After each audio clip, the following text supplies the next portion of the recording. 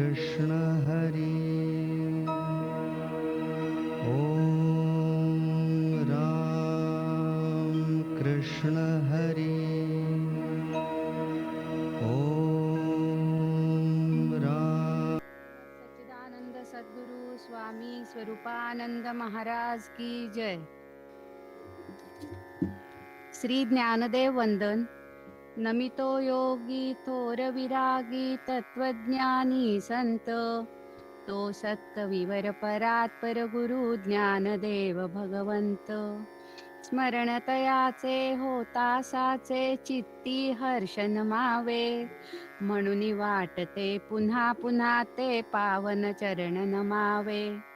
अनन्य भावे शरण रिघावे अहंकार सांडून, जणी टाकावी तयावरुनिया काया कुरवंडून। आणि पहावे नितांत सुंदर तेजोमय ते रूप, सहज साधनी नित्य रंगुनी व्हावे मग तद्रूप। ज्ञानेशाला नमिता झाला श्री सद्गुरुला तोष, वरद हस्तमस्तकी ठेऊनी देई मज आदेश। श्री ज्ञानेश्वरी गौरव। श्री ज्ञानेश्वरी अमृतगंगा, बहुत सुकृते लाभली जगा। पावन करी अंतरंगा, अंग प्रत्यंगा जीवाचिया। भक्तिभावे करिता स्नान, निर्मल होय अंतःकरण। जीवासी परम समाधान, साक्षात दर्शन श्री शिवाचे। जीवा शिवाची होता भेटी, मावळोनी ज्ञाता ज्ञेयादी त्रिपुटी। प्रकटे सोहम भाव प्रतीती, उरे शेवटी ज्ञप्ती मात्र। स्वामी स्वरूपानंद वंदन। नमितो परब्रह्म श्री स्वामीन महान संत महात्मा। आदिनाथ सिद्ध पुरुष तो स्वरूपानंद परमात्मा। चित्ती स्मरता वाचे वदता स्वामी स्वरूपानंद। आनंदाच्या उसळती लाटा होई परमानंद। परमदयाळा परमकृपाळा परमशांत स्नेहाळा। प्रियंवद कुळी अवतरे पावसी कैवल्याचा पुतळा। अहंकार सांडुनी धरावे पावन श्री गुरुचरण। श्री गुरुवरुनी टाकावी की काया कुरवंडून। नयन मनोहर स्वरूप सुंदर वारंवार पहावे। श्री गुरुनामी नित्य अंतरी निशिदिनी रंगुनी जावे। जसे अलंकापूर तसे ते पावस भूवैकुंठ। सोहम भावनांद तो तिथे स्वरूप शांती दूत। स्वरूपानंदा नमिता झाला प्रसन्न नारायण। प्रसन्न होता प्रसन्न चित्ता प्रसन्नता संपूर्ण। नमितो परब्रह्म श्री स्वामीन महान संत महात्मा। आदिनाथ सिद्ध पुरुष तो स्वरूपानंद परमात्मा। ओम स्वस्ति श्री गणेशाय नमः। ओम श्री सरस्वत्यै नमः। ओम नमः श्री परमहंसास्वादित चरणकमलचिन्मकरन्दाय भक्तजनमानसनिवासाय श्रीरामचन्द्राय नमामि सद्गुरुं शान्तं सच्चिदानन्दविग्रहं पूर्णब्रह्मपरानन्द मीशमालन्दिवल्लभम्। ॐ पूर्णमदः पूर्णमिदं पूर्णात् पूर्णमुदच्यते पूर्णस्य पूर्णमादाय पूर्णमेवावशिष्यते। ओम शांति शांति शांति। ओम रामकृष्ण हरी। अकारण करुणावरुणालय भगवंताच्या असीम कृपेने साधकांचे मैबाप कैवल्य साम्राज्य चक्रवर्ती संत सम्राट विश्वमौली ज्ञानोबा यांच्या ग्रंथराज ज्ञानेश्वरीचं अर्थात भावार्थ दीपिकेचं चिंतन करण्याकरता आपण प्रवृत्त झालेलो आहोत आणि राजविद्या राजगुह्य योग नामक 9व्या अध्यायाचं आपलं चिंतन चालू आहे. काल आपण कल्पनावाद आणि प्रकृतीवाद या दोन वादांच्या विषयी यथामती विस्तृत चिंतन पाहून आलेलो आहोत आणि आता परब्रह्माचं जे स्वरूप सांगितलेलं आहे त्या संबंधामध्ये आपल्याला विचार करायचा आहे. यामध्ये भगवंताच्या निरुपाधिक निर्गुण निराकार ब्रह्माचं चिंतन करत असताना काल आपण असा एक विचार पाहून आलेलो आहोत की अनुमानाच्या विस्ताराने ईश्वराचं समग्र स्वरूप कळत नाही. म्हणजे त्या ईश्वर स्वरूपाचा विचार करत असताना प्रत्यक्ष प्रमाण, अनुमान प्रमाण, शब्द प्रमाण इत्यादी कोणतेही प्रमाण उपयोगी पडत नाहीत. न्यायशास्त्रकार अनुमानाच्या माध्यमातून ईश्वराची सिद्धी करण्याचा प्रयत्न करतात आणि अनुमानाने ईश्वर कळतो असं सांगतात. कसा अनुमानाने ईश्वर कळतो तर या संदर्भामध्ये त्यांचं असं म्हणणं आहे की दिसणारं जगत कसं आहे तर हे प्रत्यक्ष आहे, अर्थात प्रत्यक्ष प्रमाणाने जग दिसतं. ठीक आहे, हे जग कुणापासून झालं तर ते सांगतात सर्वज्ञ आणि सर्व शक्तिमान असा जो ईश्वर आहे त्यापासूनच हे जग झालेलं आहे. या जगाचा करता सर्वज्ञ सर्व शक्तिमान परब्रह्म परमात्मा का जाणावा तर या संदर्भामध्ये असं सांगतात कारण जग हे अचिंत्य रचना रूप आहे. म्हणून जग जर अचिंत्य रचना रूप नसतं तर सर्वज्ञ सर्व शक्तिमान ईश्वरापासून झालं नाही असं आपल्याला मानता आलं असतं, परंतु ते अचिंत्य रचना रूप असल्यामुळेच ईश्वरापासून झालेलं आहे किंवा ईश्वरा व्यतिरिक्त अन्य कोणीही त्याचा करता नाही असं आपल्याला मानावं लागतं. कारण असं आहे कोणतंही कार्य निर्माण होण्यापूर्वी ते कार्य कर्त्याच्या अंतःकरणामध्ये निर्माण व्हावं लागतं.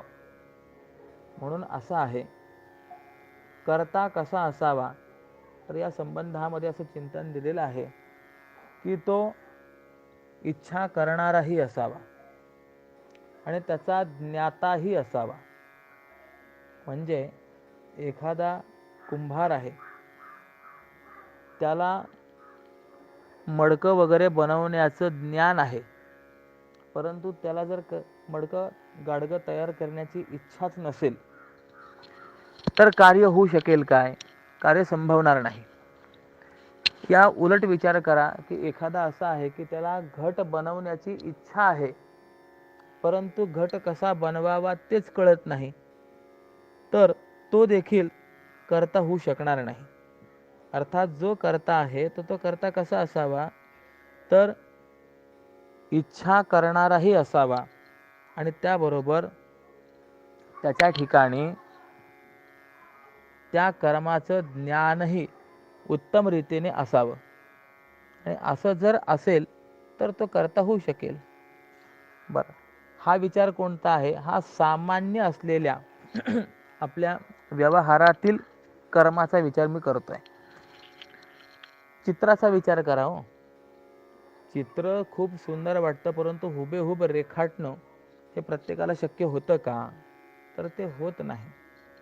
मग घटासारखी चित्रासारखी सामान्य गोष्ट ती करण्याकरता सुद्धा जर ज्ञान असावं लागतं तर जगाकडे आपण पाहिलं असताना अचिंत्य रचना रूप असं असलेलं जग पाहत असताना त्या जगाच्या रचनेकरता विशिष्ट प्रकारचं ज्ञान हवं हे काही वेगळं सांगण्याची आवश्यकता आहे काय? आणि असं एवढं मोठं विशिष्ट ज्ञान हे परमात्म्या वाचून अन्यत्र कुठेही नाही, असं आपल्याला शब्द प्रमाणाने आणि अनुमान प्रमाणाने देखील जाणता येतं, लक्षात घेता येतं. किंबहुना मला काय कळत नाही हे देखील आपल्याला कळत नाही, इतके आपण ज्ञानी आहोत. मग अशा स्थितीमध्ये आपल्यासारख्या सामान्य जीवाकडनं अचिंत्य रचना रूप असलेल्या जगाची उत्पत्ती होऊ शकेल काय? होऊ शकत नाही. मग पण या जगाची उत्पत्ती झालेली आहे, मग कुणापासून झाली? तर मग त्या सर्वज्ञ आणि सर्वशक्तिमान ईश्वरापासूनच झालेली आहे. म्हणून या अनुमानामध्ये अचिंत्य रचना रूपत्व हा हेतू देऊन जगत कर्तृत्वाविषयी जे काही अनेक मतं आहेत त्या सगळ्या मतवाद्यांचा निराश केलेला आहे. काहींचं असं म्हणणं आहे की जग प्रधानापासून अर्थात प्रकृतीपासूनच निर्माण झालेलं आहे, परंतु केवळ प्रकृतीपासून जगाची निर्मिती का मानता येत नाही या संबंधामध्ये पुन्हा वेगळा विचार आहे. न्यायशास्त्र इत्याधिकाऱ्यांनी परमाणुवाद मानलेला आहे. म्हणजे दोन परमाणू एकत्र येणं याला द्विणुक म्हणतात. असे तीन द्विणुक एकत्र येणं याला त्रिसरेणू म्हणतात. आणि असे पुढे अनेक परमाणू एकमेकांना भेटत भेटत भेटत शेवटी या जगाची निर्मिती झाली. म्हणजे परमाणूंपासून जगाची निर्मिती झाली असं सांगणारे काही जण आहेत. तर माध्यमिक बौद्धादिकांचा जर आपण विचार केला तर ते म्हणतात सर्वम शून्यम शून्यम, शून्यापासूनच सर्व जग निर्माण झालेलं आहे. काही जण म्हणतात की काळापासून जग निर्माण झालं, काळाच्या ओघामध्ये जग निर्माणही होतं आणि काळाच्या ओघामध्ये जग नष्टही होतं, असं काहींचं मत आहे. काही जण म्हणतात की नाही, या ग्रहांमुळे जग निर्माण झालं, ग्रहांनी जग निर्माण केलेलं आहे, ग्रहच नष्ट करतात. काहींचं असं म्हणणं आहे की नाही, जीवोजीवस्य कारणम, जीवानेच या जगाची निर्मिती केलेली आहे. तर काहींचं असं म्हणणं आहे की नाही, स्वभावतः या जगाची निर्मिती झालेली आहे. हा स्वभाववाद म्हणजे असलेला नास्तिक शिरोमणी चार्वाकांचा वाद आहे. म्हणजे असे जे आहे अनेकांचे जगाच्या कारणत्वाविषयी अनेक मतं आहेत. कोणतं कोणाचं मत आहे या संबंधामध्ये खूप काही विस्ताराने विचार आहे आणि त्याचे खंडन देखील आहे. स्वभाववादाचा जर आपण विचार केला, आपोआपच जग निर्माण होतं असं जर आपण म्हटलं, चार्वाकाचा सिद्धांत जर आपण मान्य केला तर तो सिद्धांत तर्कापुढे देखील टिकत नाही. आपोआपच जर एवढं मोठं जग निर्माण होत असेल तर त्याला एक तर्क असा दिलेला आहे, चित्रकारम विना चित्रम कुलालेन विना घटः.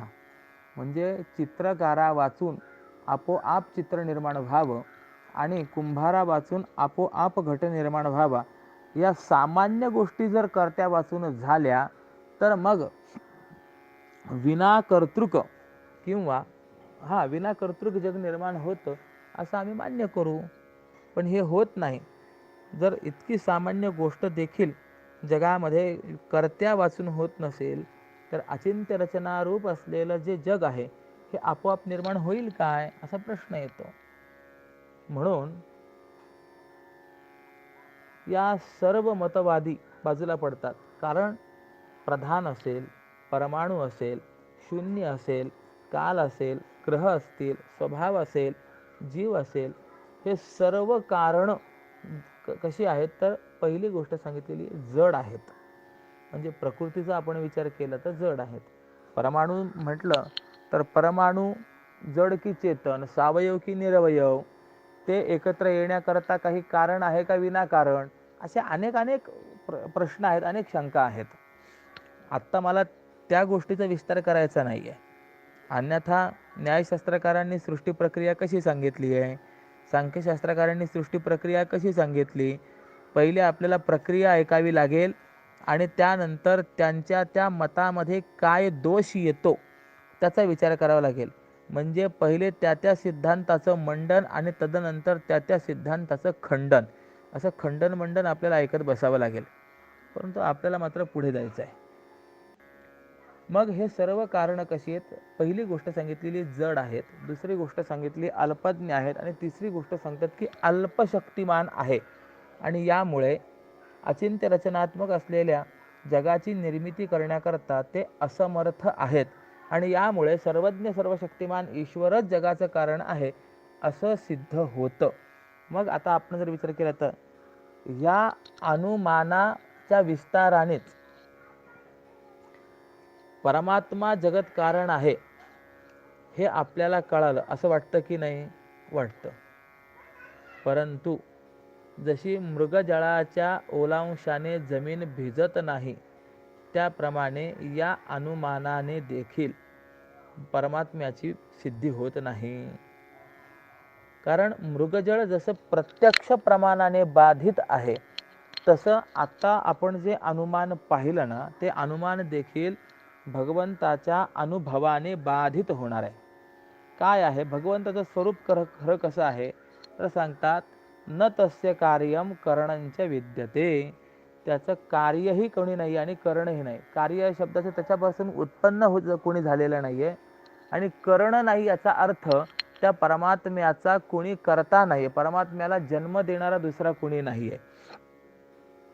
आणि ज्या वेळेला जीव हा साधनेने अथवा अज्ञान निवृत्तीने ब्रह्मस्वरूपतेला प्राप्त होतो, ब्रह्मच होतो, त्यावेळेला अशाच पद्धतीचा उत्कृष्ट अनुभव त्याच्या ठिकाणी आल्यामुळे या अनुभवाने हे वरचं जे काही अनुमान आपण पाहिलेलं आहे ते अनुमान देखील बाधित होतं. म्हणून या आभासिक अनुमानाने ईश्वराचं पारमार्थिक असंगत्व, अकर्तृत्व, व्यापकत्व आणि निर्गुण हे स्वरूप जे आहे हे कळत नाही असं चिंतन आलेलं आहे. म्हणजे अनुमान प्रमाणाने परमात्म्याची सिद्धी होत नाही. ठीक आहे. दुसरं सांगतात की शब्द प्रमाणाने परमात्मा कळेल काय? शब्दाने देव असा आहे असं यामुळे तो कळेल काय? तर शब्द प्रमाणाने केवळ देवाच्या विषयीची असंभावना आणि विपरीत भावना नष्ट होऊ शकते. असंभावना शब्दाचा अर्थ देव नाही हा जो काही चुकीचा समज आहे तो नष्ट होऊ शकेल. आणि विपरीत भावना शब्दाचा अर्थ आहे की देव कसा आहे, नेमका 4 हाताचा आहे, 2 हाताचा आहे की हजारो हातांचा आहे, या संबंधीमध्ये असलेला जो काही संशय आहे तो निवृत्त होऊ शकेल. परंतु त्या परमात्म स्वरूपाचा यथार्थ अनुभव मात्र शब्द प्रमाणाने होणार नाही. उदाहरणार्थ, शब्दाने आपल्याला साखर कशी आहे एवढं कळेल. ती साखर पांढरी असते, तिचे बारीक बारीक कण असतात इत्यादी, तिचं स्वरूप आपल्याला कळेल. परंतु साखरेची गोडी कशी असते हे आपल्याला शब्द प्रमाणाने कळेल काय? ती गोडी जशी शब्द प्रमाणाने कळणार नाही, केवळ अनुभवानेच ती गोडी कळणं शक्य आहे. त्याप्रमाणे हा परमात्मा शब्दाने, शब्दाच्या माध्यमातून यथार्थ रीतीने कळणार नाही. आणि शब्दाने परमात्मा कळणं हे कसं असंभव आहे, या संबंधामध्ये चिंतन असं दिलेलं आहे की ज्याप्रमाणे पाण्यामध्ये प्रतिबिंब पडलेले चांदणं दिसतं किंवा चंद्र दिसतो, आणि म्हणून तो चंद्र आपल्याला प्राप्त व्हावा याकरता कोणी जाळं टाकलं आणि जाळ्यात चंद्र दिसला, आणि आता जाळं जर वरती काढलं तर त्या जाळ्यामध्ये चंद्र येतो काय? तो जसा येत नाही. त्याप्रमाणे शब्दामध्ये आल्यासारखा वाटतो, परंतु शब्दाने तर परमात्मा कधीही आकळला जात नाही. किंबहुना म्हणूनच माऊलीने असं म्हटलेलं आहे की नाही, भावबळे आकळे एरवी नाकळे, करतळी आवळे तैसा हरी. एक भावबळा व्यतिरिक्त कशानेही तो आकळला जाणार नाही. बर, शब्द प्रमाणाने हा परमात्मा का आकळला जात नाही, तर त्याचं कारण असं दिलेलं आहे. व्याकरण शास्त्रकार सांगतात, शब्द केवळ 4च गोष्टींचा विचार सांगू शकतो. म्हणून असं आहे, व्यवहारामध्ये सुद्धा एखाद्याला समजावून जर सांगायचं असेल तर आपण असं म्हणतो याला 4 गोष्टी समजावून सांगा. 2 गोष्टी किंवा 6 गोष्टी 10 गोष्टी असं आपण म्हणत नाही. 4 गोष्टी समजावून सांगा याचा अर्थ आहे, कारण की सांगण्यासारख्या किंवा शब्दाने 4च गोष्टी सांगता येतात. किंबहुना भगवान श्रीकृष्णाने देखील अर्जुनाला युद्धाच्या आरंभी काय सांगितलेलं आहे की बाबा मी या युद्धामध्ये हातामध्ये शस्त्र धारण करणार नाही आणि ज्या ठिकाणी अडेल त्या ठिकाणी युक्तीच्या सांगेन गोष्टी 4, युक्तीच्या 4 गोष्टी सांगेन. तर शब्द काय काय सांगू शकतो? शब्द जाती सांगतो 1, शब्द गुण सांगतो 2, शब्द क्रिया सांगतो 3 आणि शब्द संज्ञा सांगतो 4. या 4च ठिकाणी शब्दाची प्रवृत्ती आहे. म्हणून चतुष्टये ही शब्द प्रवृत्ती ही असं व्याकरणशास्त्रकारांनी म्हटलेलं आहे.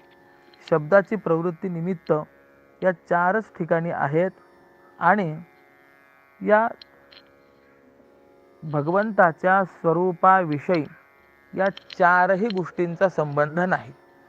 ना जातीचा संबंध, ना गुणाचा संबंध, ना क्रियेचा संबंध, ना संज्ञेचा संबंध.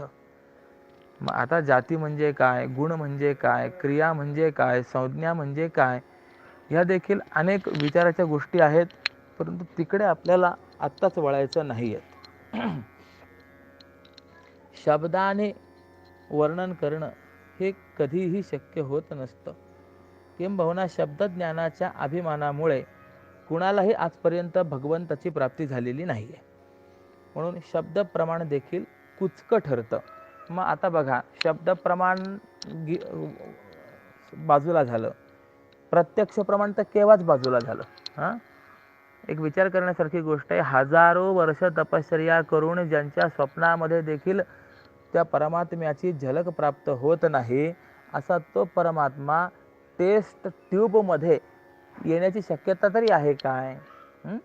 आज विज्ञान एवढं प्रगत झालं आहे, परंतु त्या विज्ञानाला आपल्या शरीरामध्ये मन कुठे आहे, बुद्धी कुठे आहे, चित्त कुठे आहे, अहंकार कुठे आहे, हे जर विचारलं तर आपण ते आपल्याला दाखवू शकतात काय? नाही. अहो, फार काय सांगावं. माणसाला भरपूर सुख झालं किंवा अतिदुःख झालं तर दोनही संवेदनांमध्ये त्याच्या नेत्रातनं अश्रू प्रकट होतात की नाही?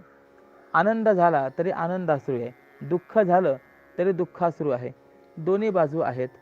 मग मला विचारायचं आहे, दोन्ही वेळेला अश्रू येतात, परंतु डॉक्टरांना विचारा आणि सांगा की बाबा खूप रडतो, जरा याच्या पाण्याच्या टाक्या कुठे आहेत डोळ्यामध्ये तेवढं दाखवा बरं. दाखवता येतं आहे काय? नाही आहे. तर तो परमात्मा ना प्रत्यक्ष प्रमाणाने दिसत, ना शब्द प्रमाण, ना अनुमान प्रमाण, असा या 3ही प्रमाणांनी तो आकळला जात नाही, असा विचार या ठिकाणी मांडलेला आहे.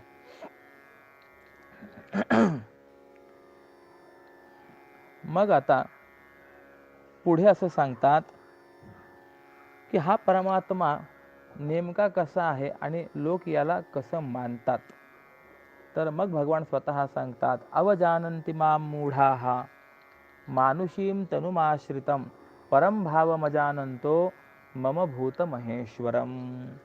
म्हणजे हे अर्जुना, माझ्या पारमार्थिक स्वरूपाला न जाणणारे जे अविवेकी आहेत ते सर्व भूतांचा ईश्वर अर्थात नियामक नियंत्रक असलेल्या आणि मनुष्य शरीर धारण करणाऱ्या मला कर्ता, भोगता, परिच्छिन्न आणि प्राकृत मानून माझी अवज्ञा करतात, म्हणजे मला कमी लेखतात.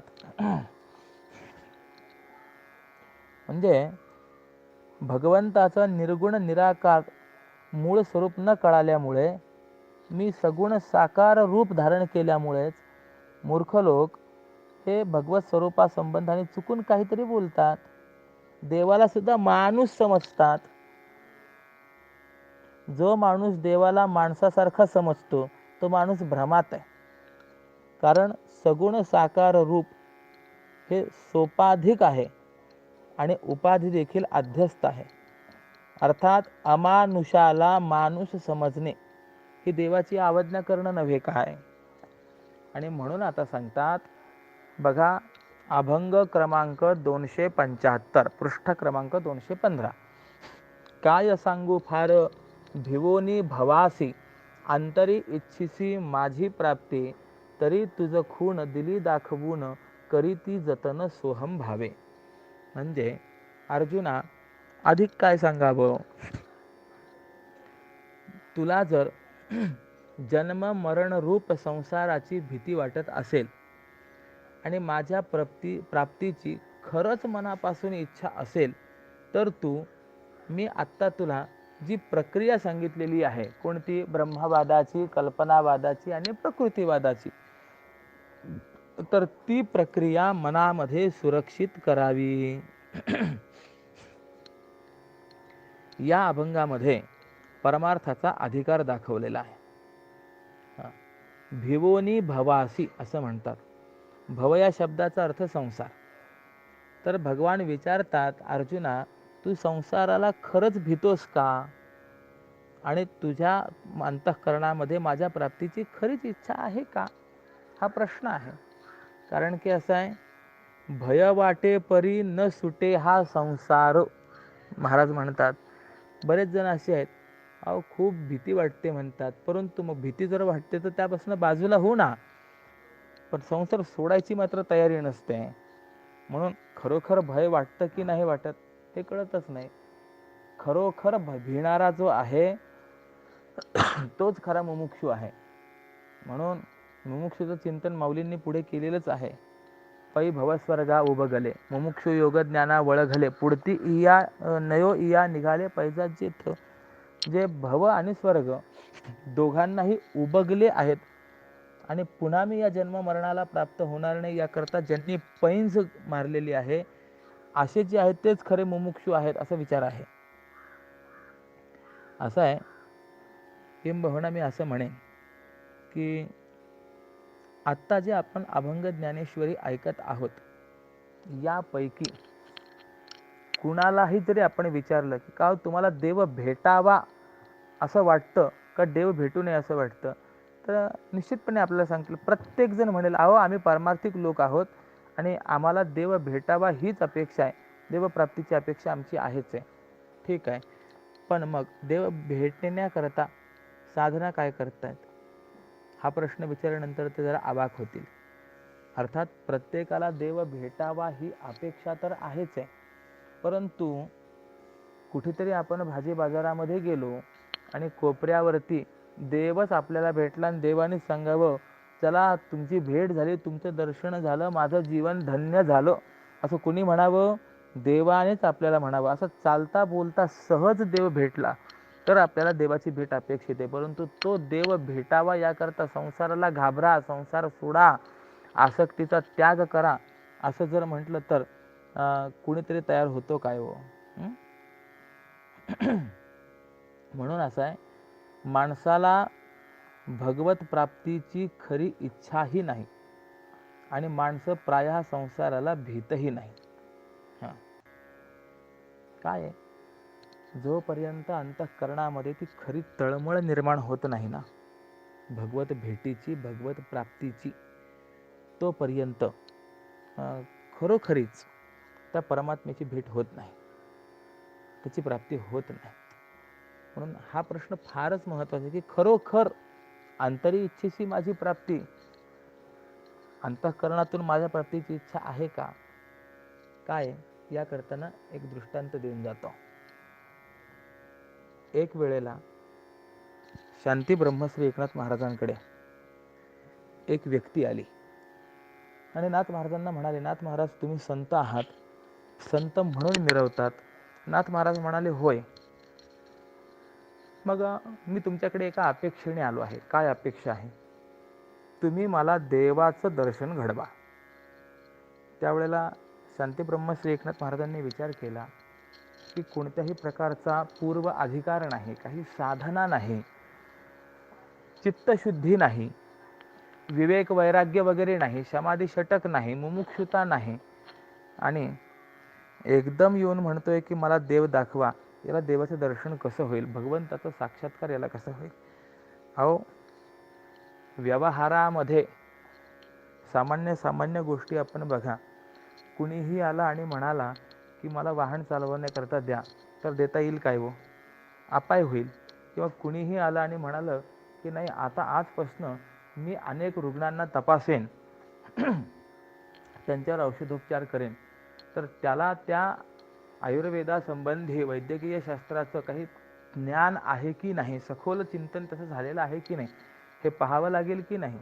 आणि जर तसं न पाहताच जर आपण त्याच्या हाती जर दवाखाना दिला तर काय होईल, यस्य कस्य तरोर्मूलम, तो कुणालाही काहीही औषध देईल, रुग्ण बरे होण्याच्या ऐवजी मृत्युमुखी पडतील. म्हणजे प्रपंचामध्ये, व्यवहारामध्ये, सामान्य सामान्य गोष्टींमध्ये देखील जर अधिकाराची अपेक्षा आहे तर भगवत साक्षात्काराकरता अधिकाराची अपेक्षा नसेल काय? विना अधिकार भगवंताचा साक्षात्कार कसा संभवनीय आहे? म्हणून नाथ महाराजांनी विचार केला की याला काय सांगावं काय, परंतु नाही तुला देव दर्शन घडवून देऊ शकत नाही असं म्हटलं तर हा कदाचित बाहेर पडेल आणि नाथ महाराजांच्या अंगी हे सामर्थ्य नाही अशा पद्धतीचं किंवा अनेक काही प्रकारे काहीही बोलेल आणि यामुळे अनेकांचा श्रद्धाभंग देखील होण्याची संभावना आहे. म्हणून नाथ महाराजांनी एक युक्ती केली. त्याला सांगितलं ठीक आहे, तुम्हाला देव पाहायचा आहे ना, होय देवदर्शन तुम्हाला होईल, परंतु याकरता तुम्हाला 1 महिनाभर माझ्याकडे थांबावं लागेल. तर म्हणाला थांबतो. काय करायचं? त्याला असं वाटलं होतं की नाथ महाराज काहीतरी जप करायला सांगतील, काही धारणा वगैरे करायला सांगतील. काय करू सांगा? नाथ महाराजांनी सांगितलं काही करायचं नाही. जेवणाची तयारी झाली की 2 वेळेला जेवण करायचं. रोज आमचं प्रवचन असतं, ऐकावं वाटलं तर ऐक, नाही वाटलं तर ऐकूही नको, काही म्हणणं नाही. पण महिनाभर माझ्याकडे फक्त राहावं लागेल, त्यानंतर देवदर्शन घडेल, दाखवतो देव. तो म्हणाला ठीक आहे, आनंदाची गोष्ट आहे. समस्त संत मांदियाळींमध्ये शांती ब्रह्मश्री एकनाथ महाराजांचा संसार हा संपन्न संसार, संपन्न संत होते. म्हणून त्या नाथ महाराजांनी त्याला ठेवून घेतलेलं. रोज देवपूजा करत असत. सकाळी 8 वाजले की नाथ महाराजांनी आवाज द्यावा, महाराज या, नाश्ता तयार आहे. उत्तम तुपातला शिरा वगैरे असं काहीतरी त्याला नाश्ता द्यावा. यानंतर दुपारचे 12-12:30 झाले, देवाचा नैवेद्य झाला की नाथ महाराजांनी पुन्हा आवाज द्यावा, महाराज चला भोजन तयार झालेलं आहे. आणि गंमत अशी होती की नाथ महाराजांचं वैशिष्ट्य असं, त्यांच्याकडे देवाला रोज पुरणाची पोळी होती. धन्य गृहस्थाश्रमाचा विचार करत असताना एक चिंतन असं दिलेलं आहे, आतिथ्यम हरिपूजनम प्रतिदिनम मिष्टान्नपानं गृहे साधो संगमुपासते ही सततम धन्यो गृहस्थाश्रमः. म्हणजे रोजीला आतिथ्य असावं, रोज घरी देवपूजा असावी आणि रोज घरामध्ये मिष्टान्न व्हावं, असं ज्याचं जीवन आहे त्याचा गृहस्थाश्रम खरा धन्य आहे, असा विचार मांडलेला आहे. धन्यो गृहस्थाश्रम. नाथ महाराजांचा गृहस्थाश्रम असा धन्यच होता. रोज पुरणाची पोळी, याला आग्रह करून नाथ महाराज पुरणाची पोळी वाढत. पण नुसती पुरणाची पोळी नाही, त्यावरती भरपूर साजूक तूप वाढत असत. आणि एवढं पुरणाची पोळी साजूक तूप खाल्ल्यानंतर हा कशाचं प्रवचन ऐकायला उठून बसतो हो. हा जो झोपे तो संध्याकाळी 5:30-6ला प्रवचन झाल्यानंतरच उठल्यानंतर थोडासा फेरफटका वगैरे मारून यायचा की रात्री 8:30-9ला पुन्हा नाथ महाराजांनी सांगावं, चला महाराज भोजनाकरता, पुन्हा संध्याकाळी भोजन. आणि अशा पद्धतीने त्याचे 2-3 महिने त्या ठिकाणी गेले. तो विचार करायला लागला, आपण नाथांकडे आलो होतो ते भगवत दर्शन घेण्याकरता, देव पाहण्याकरता. नाथाने देखील आपल्याला कबूल केलं होतं की देव दाखवतो आणि त्याकरता महिनाभर राहायला सांगितलेलं होतं. आज 3 महिने झाले, या ठिकाणी राहून देवाचं दर्शन तर झालं नाही. लाभ म्हणावा तर एकच लाभ, काय? घनफळ आणि क्षेत्रफळाचा विस्तार. या पलीकडे दुसरा लाभ झालेला नाही आहे. म्हणून एक दिवस तो नाथ महाराजांकडे आला. नाथा, महिनाभर थांबा म्हणाला होतात, 3 महिने झाले, देवाचं दर्शन तुम्ही देणार आहात ना, देव दाखवणार आहात ना? हो दाखवतो ना. केव्हा दाखवणार? नाथ महाराज म्हणाले, उद्याच दाखवतो. कुठे? मी रोज पहाटे गोदावरीवर स्नानाला जातो, त्यावेळेला तुम्ही माझ्यासोबत या, तुम्हाला देवाचे दर्शन घडवितो. तो म्हणाला ठीक आहे. आणि दुसऱ्या दिवशी पहाटे नाथ महाराजांबरोबर तो गोदावरीवर स्नानाला गेला. नाथ महाराजांनी स्नान केलं, संध्या वगैरे झाली. आणि यानंतर मग नाथ महाराजांनी सांगितलं, अहो महोदय, गंगेच्या तीरावर बसून देवदर्शन होत नसतं. गंगेमध्ये या, स्नान करा. गंगेच्या स्नानाने अनेकविध पापांचा नाश होतो. आणि पाप नाश झाला, चित्तशुद्धी झाली की भगवंताचा साक्षात्कार होत असतो. त्याला कार्यकारण मीमांसा पटली. तो म्हणाला ठीक आहे. तो देखील गंगेमध्ये आला. नियम असा असतो तीर्थस्नानाचा किंवा नदी स्नानाचा किंवा समुद्र स्नानाचा, किमान आपली नाभी पाण्यामध्ये बुडेल इतक्या पाण्यामध्ये जाऊन मग ते स्नान करावं. अर्थात तीर्थस्नान कसं करावं या संबंधामध्ये खूप काही विचार आहे, तो आत्ता मी सांगत नाही. मग त्याने एक बुडी मारली, वरती आला. नाथ महाराजांनी विचारलं, देवाचं दर्शन झालं का, दिसला का देव? तो म्हणाला नाही दिसला हो.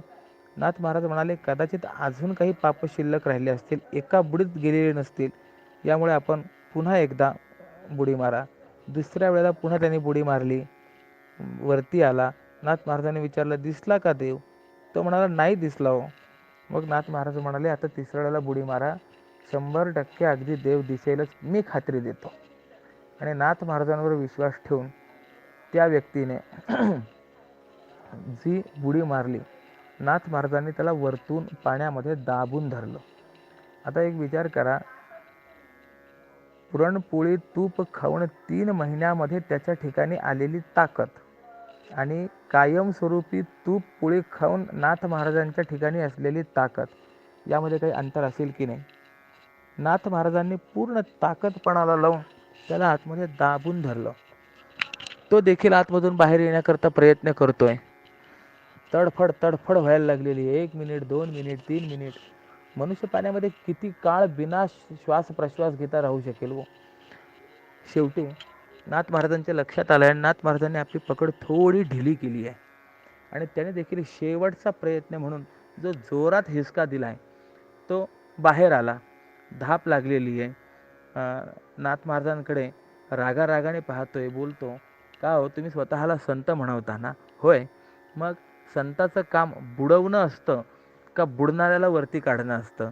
हां, देव दाखवता येत नसेल तर तसं सांगावं. देव दाखवत होता का देवाकडे पाठवण्याची व्यवस्था करत होता? अनेक प्रकाराने तो प्रश्न विचारायला लागला. नाथ महाराज शांत होते. त्याने सांगितलं, भल्या माणसा, तू सगळं म्हणतो ते ठीक आहे, परंतु माझा एकच प्रश्न आहे. एका प्रश्नाचं फक्त उत्तर दे. काय प्रश्न आहे? नाथ महाराज म्हणाले, ज्या वेळेला मी तुला पाण्यामध्ये दाबून धरलेलं होतं, त्यावेळेला तुझ्या अंतःकरणामध्ये काय काय विचार चाललेले होते? त्यावेळेला त्या व्यक्तीने सांगितलं, महाराज, जीवन मरणाचा प्रश्न चाललेला होता. जगतो की मरतो याची खात्री नव्हती. आणि अशा स्थितीमध्ये काही अनेक विचार येत असतात. काय? अनेक विचार करण्याकरता मी एसीत बसलेलो होतो. काय? एकच माझ्या मनामध्ये विचार होता, केव्हा बाहेर पडतो? बस. नाथ महाराज म्हणाले, अशीच केव्हा मला परमात्मा भेटेल ही एकच अंतःकरणामध्ये तळमळ निर्माण होईल, अशी परम व्याकुळता निर्माण होईल, त्याच वेळेला तुला देवाचं दर्शन होण्याची संभावना आहे. म्हणजे अर्थ आपल्या लक्षात काय आला? की भगवंताची प्राप्ती व्हावी असं वाटत असेल तर त्याकरता एवढी व्याकुळता पाहिजे.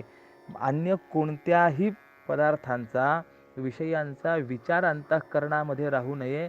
एकच विचार असावा की केव्हा तो मला परमात्मा भेटेल.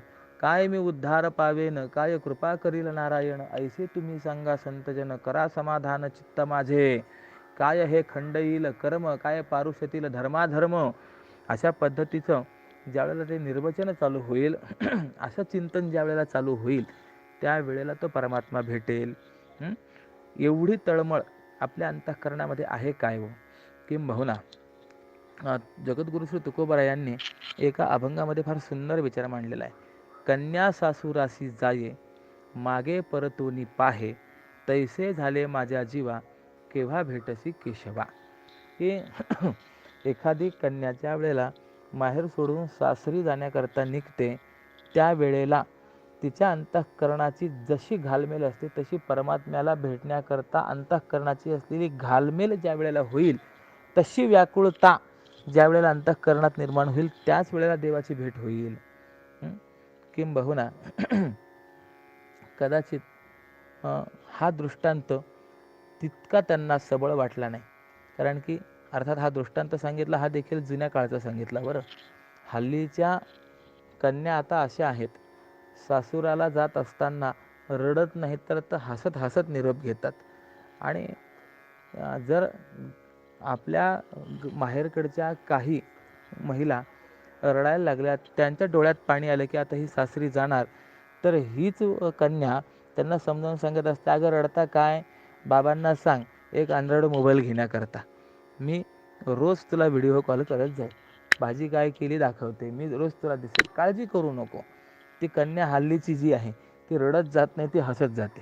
त्यामुळे हा दृष्टांत जो आहे हा कदाचित मागच्या काळामध्ये समर्पक होता, पण आत्ताच्या काळामध्ये तेवढा समर्पक आहेच असं आपल्याला म्हणता येणार नाही. परंतु पुढचा जो काही दृष्टांत जगद्गुरू श्री तुकोबाराय देतात तो मात्र कोणत्याही काळामध्ये आपण घ्या तो तसाच आहे. कोणता आहे? जीवना वेगळी मासोळी तैसा तुका तळमळी. पाण्यातून काढलेली मासोळी जशी तळमळते त्याप्रमाणे अंतःकरणाची होणारी तळमळ ज्या वेळेला असेल त्यावेळेलाच परमात्म्याची भेट होते. मग आता विचार करा, आपल्याला देव भेटावा असं वाटत नाही काय? नक्की वाटतं. देव भेटलाच पाहिजे. देव भेटल्यावाचून आपलं जीवन कृतार्थ होणार नाही ही गोष्ट आपल्याला मान्यच आहे. परंतु त्या भगवत प्राप्तीची इच्छा करत असताना ज्याप्रमाणे मासा पाण्याव्यतिरिक्त अन्य कशाचीही इच्छा करत नाही, किंवा त्याप्रमाणे आपण सर्व विषयांचं चिंतन सोडून केवळ भगवत प्राप्ती कशी होईल याच चिंतनामध्ये रत आहोत का? नाही आहोत. आणि म्हणूनच आपल्याला भगवत प्राप्तीची खरी इच्छा आहे की नाही हा देखील मोठा प्रश्नच आहे. म्हणून भगवान म्हणतात ना, अंतरी इच्छिसी माझी प्राप्ती, की खरोखर भगवत प्राप्तीची इच्छा तुझ्या ठिकाणी आहे काय? आणि भिवोनी भवासी, ते या संसाराला घाबरतोस का? हे दोन प्रश्न आहेत. आपल्याला भगवत प्राप्तीची खरी इच्छाही नाही आणि संसाराला आपण घाबरतही नाही आहे. माणसाला संसार पटत नाही असं नाही, संसारातल्या काही वस्तू पटत नाहीत. म्हणून आपण बघा, संसाराला आपण कंटाळतो का संसारातल्या वस्तूंना कंटाळतो? तर उत्तर देता येईल, आपण संसाराला कंटाळत नाही, संसारातल्या वस्तूंना कंटाळतो. आणि एकदा त्या वस्तूला कंटाळलो की त्या वस्तूचा बदल करतो.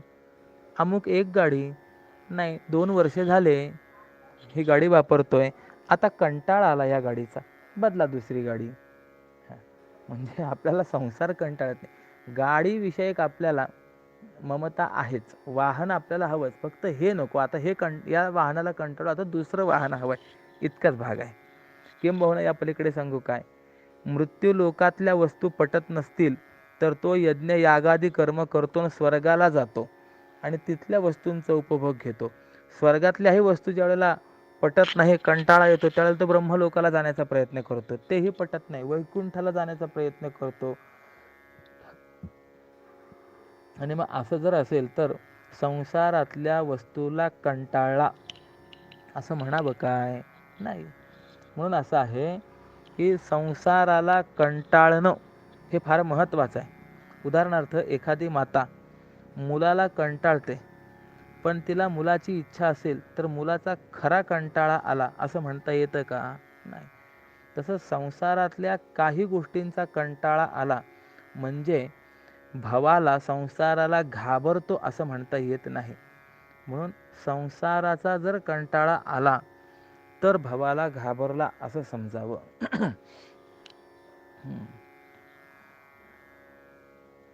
म्हणून या जीव भ्याला शरण गेला विठोसी. ही एक गोष्ट म्हणजे संसाराला कंटाळा. आणि दुसरी गोष्ट सांगतात की खरोखरच तुला माझी चाड आहे का?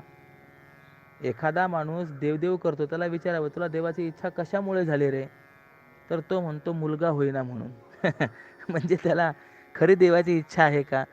नाही, मुलाची इच्छा आहे. मुलगा हे त्याचं साध्य आहे आणि देव त्याचं साधन आहे. मुलाची इच्छा आहे. खरी जर देवाची इच्छा असते तर तो त्या इच्छेने देवाकडे गेलाच नसता, मुलाच्या इच्छेने देवाकडे गेलाच नसता. म्हणून मी ज्या काही तुला 2 उपपत्ती मागे सांगितलेल्या आहेत, त्या तू जतन करून ठेवणं गरजेचं आहे. जर तू खरोखर जन्म मरण रूप संसाराला घाबरत असशील आणि खरोखर जर तुला माझ्या प्राप्तीविषयी इच्छा असेल, तर तू ह्या वरच्या 2 प्रक्रिया मनामध्ये जतन करून ठेव. बरं. जैसे कोणी बोले चांदणे पिवळे बिघडता डोळे काविळीने, तैसे माझ्या शुद्ध स्वरूपाच्या ठाई देखती ते पाही नाना दोष. हां, ते जतन जी करून ठेवायला सांगितलेली न खूण म्हणजे युक्ती, तर ती सोहम भावाने.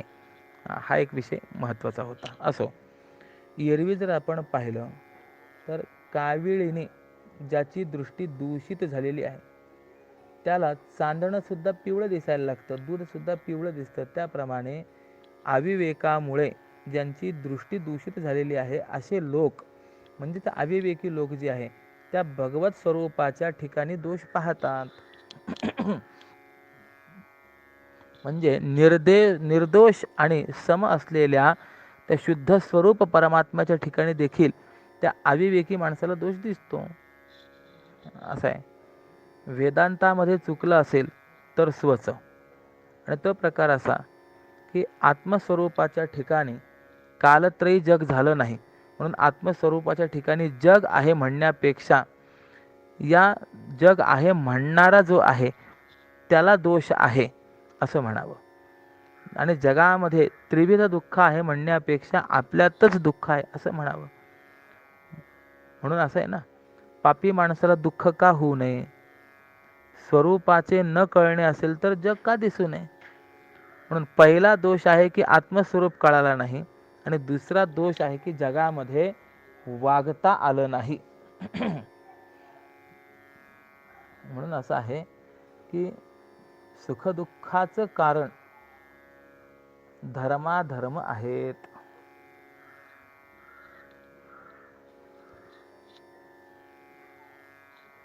सांगतात किंवा लोणी ज्वरे बिघडता मुख कडू विख दुधातेही तैसे लेखती जे मज देहयुक्त देह धर्मातीत असता मी.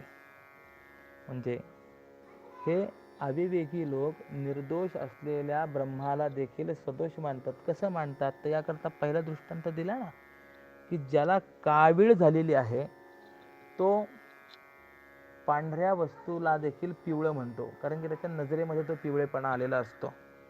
हा त्या वस्तूतला दोष नसतो, तर त्याच्या दृष्टीतला दोष असतो, त्याच्या नजरेतला दोष असतो. हे पहिलं उदाहरण दिलेलं आहे, पहिला दृष्टांत दिला आहे. दुसरा दृष्टांत असा दिलेला आहे की ज्वराने जे मुख कडू झालेलं आहे किंवा विटाळलं आहे ते दुधाला देखील कडू विष म्हणतं. त्याप्रमाणे मी मनुष्य नसतानाही मला मनुष्य मानतात. आणि जिथे धर्मीचा अध्यास असतो तिथे धर्माचाही अध्यास सहज होतो. म्हणून मनुष्य देह धर्मरहित असलेल्या मला मनुष्य देह धर्मवान मानतात. भगवंताचा सुद्धा जन्म आहे आणि भगवंताचा सुद्धा मृत्यू आहे असं मानतात. देहधर्म भगवंतावरती लादतात. म्हणून अर्जुना, तुला पुन्हा पुन्हा हेच सांगणं आहे की या माझ्या अभिप्रायाला तू कदाचित विसरशील हो, पण विसरू नकोस. कारण स्थूल दृष्टीने जर माझ्याकडे पाहशील तर परिणामी वाया जाशील.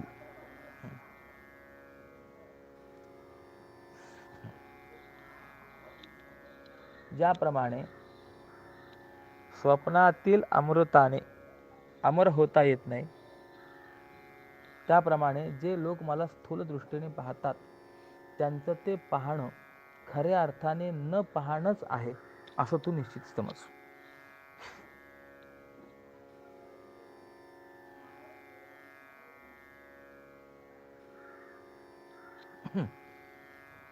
पुढे सांगतात, एरवी मूर्ख लोक मला स्थूल दृष्टीनेच जाणतात आणि ते जाणणं दृढ म्हणजे निश्चयात्मक असतं.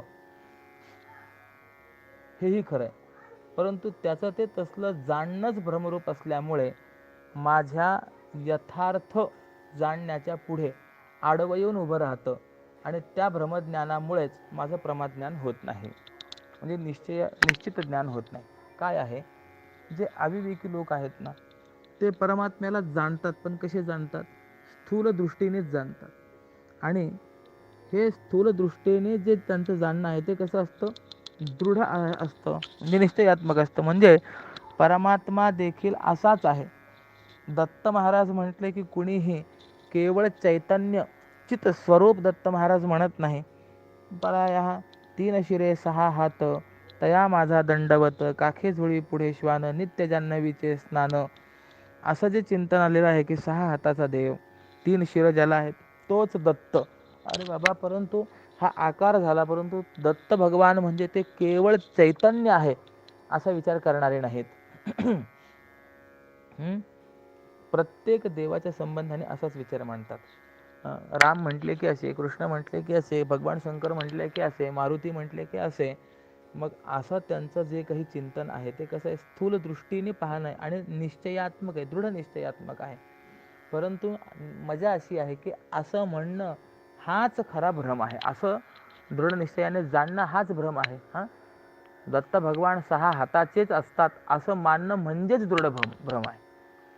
ज्याप्रमाणे वीज जी असते त्या विजेला ना रंग ना आकार, तद्वत परमात्मा हा चिद्रूप आहे, विद्युत स्वरूप आहे, त्याला रंग ना आकार, परंतु तो मान्य हाच भ्रम आहे की नाही? आणि तो तसं खरं आहे हे मानणं, या भ्रमामुळेच परब्रह्माचं जे यथार्थ ज्ञान आहे ते होत नाही. याला उदाहरण असं दिलेलं आहे, जळे नक्षत्रांचा जाहला आभास मानोनी तयास हिरे मोती, जैसा हंसे केला आपलाची घात लोभे उदकात शिरोनिया. त्या मूर्खांचं ते ज्ञानच खऱ्या ज्ञानाच्या आड कसं उभं राहतं, तर या खऱ्या उदाहरण देतात.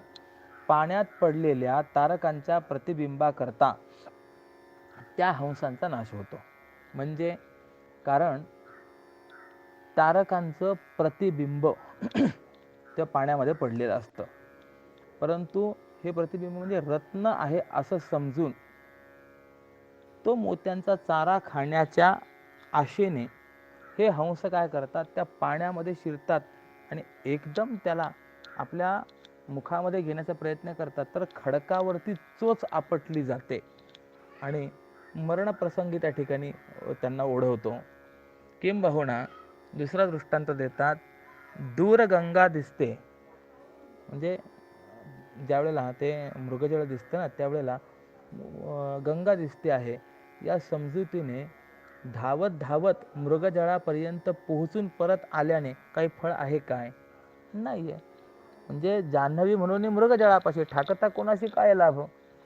पाणी दिसलं म्हणून पिण्याच्या आशेने जर मृगजळाजवळ जाऊन उभा राहिला, जिथे भासत होतं तिथे जाऊन उभा राहिला, त्याला हाती काही लागतं का? नाही. किंवा कल्पवृक्ष म्हणून बाभळीची सेवा केली तर ती बाभळ काय करणार आहे? कोणतं अपेक्षित फळ देणार आहे? किंवा एक असा निळा सुंदर त्याच्यावरती असे कवड्या कवड्या असलेला साप होता आणि म्हणून हा 2 पदरी नीलमण्यांचा हारच आहे अशा समजुतीने विषारी सर्पावरच एकदम हात घातला तर काही उपयोग आहे काय? किंवा रत्न म्हणून जर गारा वेचल्या तरी काही उपयोग आहे का? किंवा ना तरी निधान लाधले म्हणून निखारे बांधून घेई खोळी. एक व्यक्ती रस्त्याने चाललेला होता आणि बाजूला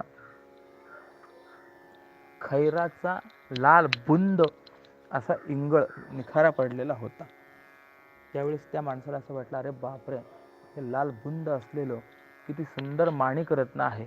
आणि माणिक रत्न समजून त्या व्यक्तीने तो निखाराच उचलला आणि आपल्या खोळेमध्ये म्हणजे हातावर घेतला म्हणा किंवा आपल्या पदरामध्ये घेतला. तर आता जर खैराचा निखारा पदरामध्ये भरला तर त्याला काय धनाचा ठेवा प्राप्त होईल काय? धनाचा ठेवा प्रगट झाला आहे असं समजून त्यांनी खैराचे निखारे पदरात भरले तर तसा उपयोग नाही आहे. किंवा आपल्या प्रतिबिंब आहे हे न समजता सिंहाने जर विहिरीत उडी घातली तर या संबंधामध्ये एक अशी सुंदर कथा पंचतंत्रामध्ये आलेली आहे की 3 प्रकारचे वर्ग जगामध्ये आहेत. तर त्यापैकी एक वर्ग असा आहे अनागत विधाता, म्हणजे जे दुःख आपल्या समोर उपस्थित झालेलं नाही त्या दुःखाचं अनुमान करून ते दुःख बाजूला करण्याचा प्रयत्न करणारा असा जो आहे त्याला एक अनागत विधाता असं म्हटलं गेलेलं आहे. पूर्वानुमान करूनच त्याप्रमाणे तो प्रयत्न करतो, उपाय करत असतो. दुसरा असा असतो त्याला संकटाची चाहूल अगोदर लागत नाही, परंतु संकट मात्र आपल्यावर कोसळल्यानंतर तो काही चिंतन करतो, त्यातून त्याला उपाय मिळतो. याला प्रत्युत्पन्नमती असं म्हटलेलं आहे. आणि तिसरा वर्ग असा आहे की यद भविष्या, जे होईल ते पाहिलं जाईल, जे होईल ते पाहिलं जाईल असं म्हणणारा. तर यापैकी अनागत विधाता आणि प्रत्युत्पन्नमती हे दोघे जण जे आहे सुखाला प्राप्त करतात आणि यद भविष्य जो असतो तो नष्ट होतो. मग आता अनागत विधाता कसा असतो या संबंधामध्ये सुद्धा त्यांनी एक कथा दिलेली आहे. मी तिचाही विस्तार मांडत नाही. यद भविष्य कसा असतो त्याचाही विस्तार मी मांडत नाही, फक्त प्रत्युत्पन्नमती कसा असतो एवढं मांडतो. तर असं चिंतन दिलेलं आहे. एक ससा आणि एक सिंह यांची भेट झाली. आता त्या सिंहाने त्या सस्यावरती आक्रमण केलं, पण ससा पळून न जाता त्या सशाने धीर धरला आणि हात जोडून त्या सिंहाला सांगितलं, सिंह महाराज तुम्ही मला खुशाल खा, हरकत नाही आहे, परंतु एक अडचण आहे. तर सिंह म्हणाला, काय अडचण आहे? अहो, या जंगलामध्ये एक दुसरा सिंह आहे आणि तो सिंह स्वतःला राजा समजतो आणि त्याने मला अभयदान दिलेलं आहे. यामुळे प्रथम त्याच्याशी युद्ध करा, त्याला पराभूत करा आणि नंतर तुम्ही मला खुशाल खा. हे ऐकल्यानंतर तो सिंह म्हणाला, अरे या जंगलाचा राजा एकच आहे, मीच आहे. तो म्हणाला, नाही हो आहे. जरा थोडंसं त्याला भरवलं. मग तो सिंह म्हणाला, कुठे आहे, दाखव मला. मग या सशाने काय केलं, एका विहिरीजवळ त्या सिंहाला आणलं आणि सांगितलं, बघा इथे मध्ये आहे तो. आता ज्या वेळेला त्या सिंहाने त्या विहिरीमध्ये डोकावून पाहिलं तर याचंच प्रतिबिंब त्याला दिसलं. त्याला असं वाटलं, अरे हो, खरंच खाली एक सिंह आहे बरं का. मग त्या सिंहाला पाहून याने गर्जना केली, तर याचं मुख विस्तीर्ण झाल्यामुळे त्याचंही मुख विस्तीर्ण झालं, प्रतिबिंब असते. याची गर्जना याने जी केली त्याचाच प्रतिध्वनी त्या विहिरीतनं आला. त्यामुळे या सिंहाला असं वाटलं की खरोखर तो देखील आपल्याला प्रतिगर्जना करून युद्धाला बोलवत आहे आणि म्हणून आपलंच प्रतिबिंब आहे हे न समजता या सिंहाने त्या पाण्यामध्ये भासलेल्या प्रतिबिंब स्वरूप असलेल्या सिंहाशी युद्ध करण्याकरता ते विहिरीत उडी मारली. मग आता जशी त्या विहिरीमध्ये उडी मारून त्याला काही लाभ आहे काय? किंवा कोपी सिंह जेवी उडी घाली नेनोनी सावली आपुलीच.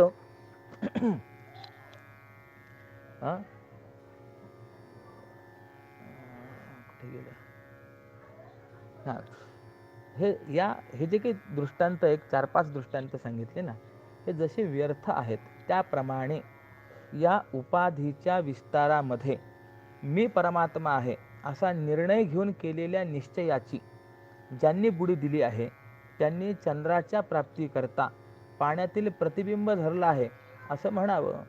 अर्थात चंद्र समजून प्रतिबिंब धरणं हे जसं व्यर्थ आहे त्याप्रमाणे मी प्रपंचात आहे अशा समजुतीने केलेला निश्चय वाया जातो. म्हणजे परमात्मा प्रपंचात आहे अशा समजुतीने केलेला जो निश्चय आहे तो व्यर्थच आहे. ज्याप्रमाणे एखादा मनुष्य भातावरची पेज प्याला आणि मग तो अमृताचा जर परिणाम पाहू लागला की आपलं शरीर अमर व्हावं अशी अपेक्षा करू लागला, तर ते जसं व्यर्थ आहे त्याप्रमाणे, म्हणजे मागे आणि पुढे दोन्ही बाजूला दृष्टांत दिलेले आहेत. म्हणून सांगतात की त्याप्रमाणे ज्यांचा स्थूल आकार आहे अशा नाशवान देहादी उपाधींच्या ठिकाणी हाच परमात्मा आहे असा मनाने विश्वास ठेवून मला अविनाशाला पाहतील तर त्यांना मी पारमार्थिक स्वरूपाने कसा दिसेल. म्हणजे जे नाशवान देह आहेत त्या उपाधीच्या ठिकाणी त्या देहादिकांना पाहून हाच परमात्मा आहे असा मनाने विश्वास ठेवून जर अविनाशी असलेल्या त्या परमात्म्याला पाहण्याचा प्रयत्न करतील तर माझं खरं स्वरूप त्यांना कसं कळेल असा प्रश्न विचारतात. उदाहरण देतात, अर्जुना, पूर्व समुद्राकडे जाणारे मार्ग पश्चिम समुद्राच्या तीराला निघतात का? किंवा पूर्व दिशेच्या मार्गाने पश्चिम समुद्राच्या तीराला पोहोचता येईल काय? किंवा कोंडा काढल्यानंतर एक तरी धान्याचा कण सापडतो का? हे जसं शक्य नाहीये त्याप्रमाणे जन्मादी विकाराला प्राप्त झालेलं हे माझं स्थूल शरीर जाणलं असता मी केवळ नित्य शुद्ध बुद्ध मुक्त असा आहे या स्वरूपाने जाणला जाईल काय? जाणला जाणार नाही. म्हणजे देहाच्या दृष्टिकोनातून त्या परमात्म्याकडे पाहू नका असा प्रश्न आहे. जे अविवेकी आहेत तो परमात्मा देखील देहधारी आहे असं मानतात, परंतु ते चुकीचं आहे.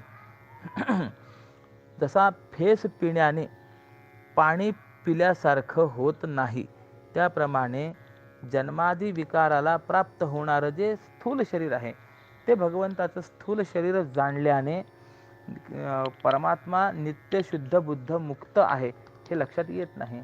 बऱ्याच वेळेला असं होतं की नाही, रामराय देव म्हणावे तर रामरायाने देखील शरयू नदीमध्ये आपला देह विसर्जित केलेला आहे. मग रामराय सुद्धा शेवटी मेले आहेत. किंवा एक ठिकाणी असे चिन्ह, येथे उरो नाही आले अवतार देखील या ठिकाणी शिल्लक राहिले नाहीये असं ज्यावेळेला म्हटलं जातं त्यावेळेला देह या दृष्टिकोनातूनच तो विचार आला की नाही. मग असं देहाच्या दृष्टिकोनातून देवाला जाणण्याचा जे प्रयत्न करतात त्यांना काय लाभ होणार आहे? म्हणून सांगतात की मायेने मोहित झालेल्या अविचारी वृत्तीने हे मनुष्य शरीरच माझं खरं स्वरूप आहे असं भ्रमाने समजून आणि मग या शरीराचे जे जन्मकर्म आहे ते माझेच आहेत असं समजतात. आणि याच कारणाने मी नामरहित असूनही मला नाम आहे. जे मनुष्य तसं समजतात म्हणून जो खरा मुळात अनामी आहे त्याला नाम आहे असं म्हणतात. जो परमात्मा मुळामध्ये खरा निष्क्रिय आहे त्याच्याकडनं कर्म घडतं असं सांगतात. परमात्मा मुळात देहरहित असून त्या परमात्म्यालाही देह आहे आणि देहधर्म आहेत असा आरोप करतात. मी आकार शून्य असून मला आकार मानतात. अर्जुना, मी निरुपाधिक असून मला ध्यान आवाहन इत्यादी षोडशोपचार अर्पण करतात. मी निर्गुण रूपाने शास्त्रविधी रहित असूनही माझ्याशी स्नानादी आचाराचा व्यवहार करतात. मी ब्राह्मणादी वर्णहीन आणि शुक्ल रक्त पीत कृष्ण या रंगांनी रहित असूनही मला ब्राह्मणादी वर्ण आणि शुक्लादी वर्णयुक्त मानतात. अनेक ठिकाणी प्रसंग आहेत की नाही, रामकृष्णांची आपण सेवा करतो तर मग रामकृष्ण कोणत्या वर्णाचे असा प्रश्न आहे. एकाने मला प्रश्न विचारला की महाराज तुम्ही रामरायाची उपासना करतात होय, सेवा करतात होय, मग राम तर क्षत्रिय होते आणि तुम्ही ब्राह्मण आहात, मग तुम्ही कशी सेवा करतात? अरे बाबा म्हणलं, या देवांच्या विषयी असा कुठे तू वर्णधर्म काढतोस? परंतु ही स्थिती आहे की नाही. म्हणून वस्तुतः परमात्मा वर्णहीन आहे. वर्णहीन या शब्दाचा अर्थ वर्णातीत आहे, पण त्याच्या ठिकाणी देखील वर्ण मानतात. राम कसे सावळे, कृष्ण काळे, असे अनेक आहेत की नाही. काय देवाला वर्ण मान्य न मान्य आणि देवाला काळं गोरं मान्य या संबंधामध्ये अनेक वाद आहेत. वादासंबंधाने विचार मांडण्यासारखे पुष्कळ आहे, परंतु हल्लीचा काळ असा आहे की तो विचार न मांडण्यामध्ये शहाणपण आहे, म्हणून मी तो विचार घेत नाही. भगवान म्हणतात की अर्जुना, खरोखर मी गुणातीत असूनही माझ्या ठिकाणी सत्यकामत्व, सत्यसंकल्पत्व, सर्वज्ञत्व असे गुण मानतात. अरे मला हात पाय नसतानाही हातपाय आहे असं म्हणतात.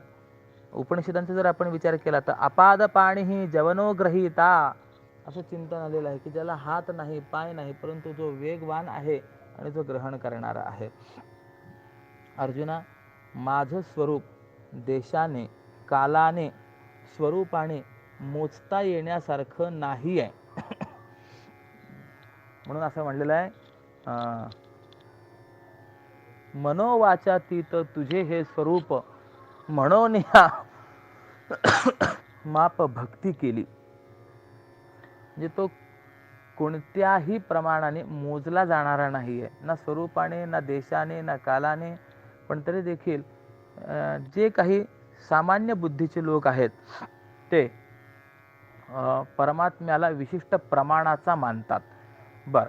मी सर्व व्यापक असूनही मला राहण्याकरता मंदिराचं स्थान निर्माण करतात. म्हणजे देव कुठे? देव मंदिरात. देव कुठे? देव्हाऱ्यात. अरे बाबा, सर्व जगत जर त्याच्या ठिकाणी व्याप्य आहे तर हा देव्हाऱ्यात कसा राहील, हा देव मंदिरात कसा राहील? परंतु सर्व व्यापकाला, विश्वव्यापकाला देखील राहण्याकरता मंदिराचं स्थान निर्माण करतात की नाही? किंवा देव कुठे राहतो? तो मंदिरात राहतो असं म्हणतात. म्हणजे भगवंताचं स्थान मंदिरात राहतात. जसा झोपलेला मनुष्य स्वप्नामध्ये आपल्या शय्येच्या स्थानी जंगल पाहतो, त्याप्रमाणे कानरहिताला, त्या परमात्म्याला कान आहेत, डोळे रहित असलेल्या परमात्म्याला डोळे आहे, गोत्ररहित असलेल्या परमात्म्याला गोत्र आहे, रूपरहित असलेल्या परमात्म्याला रूप आहे अशी कल्पना करतात.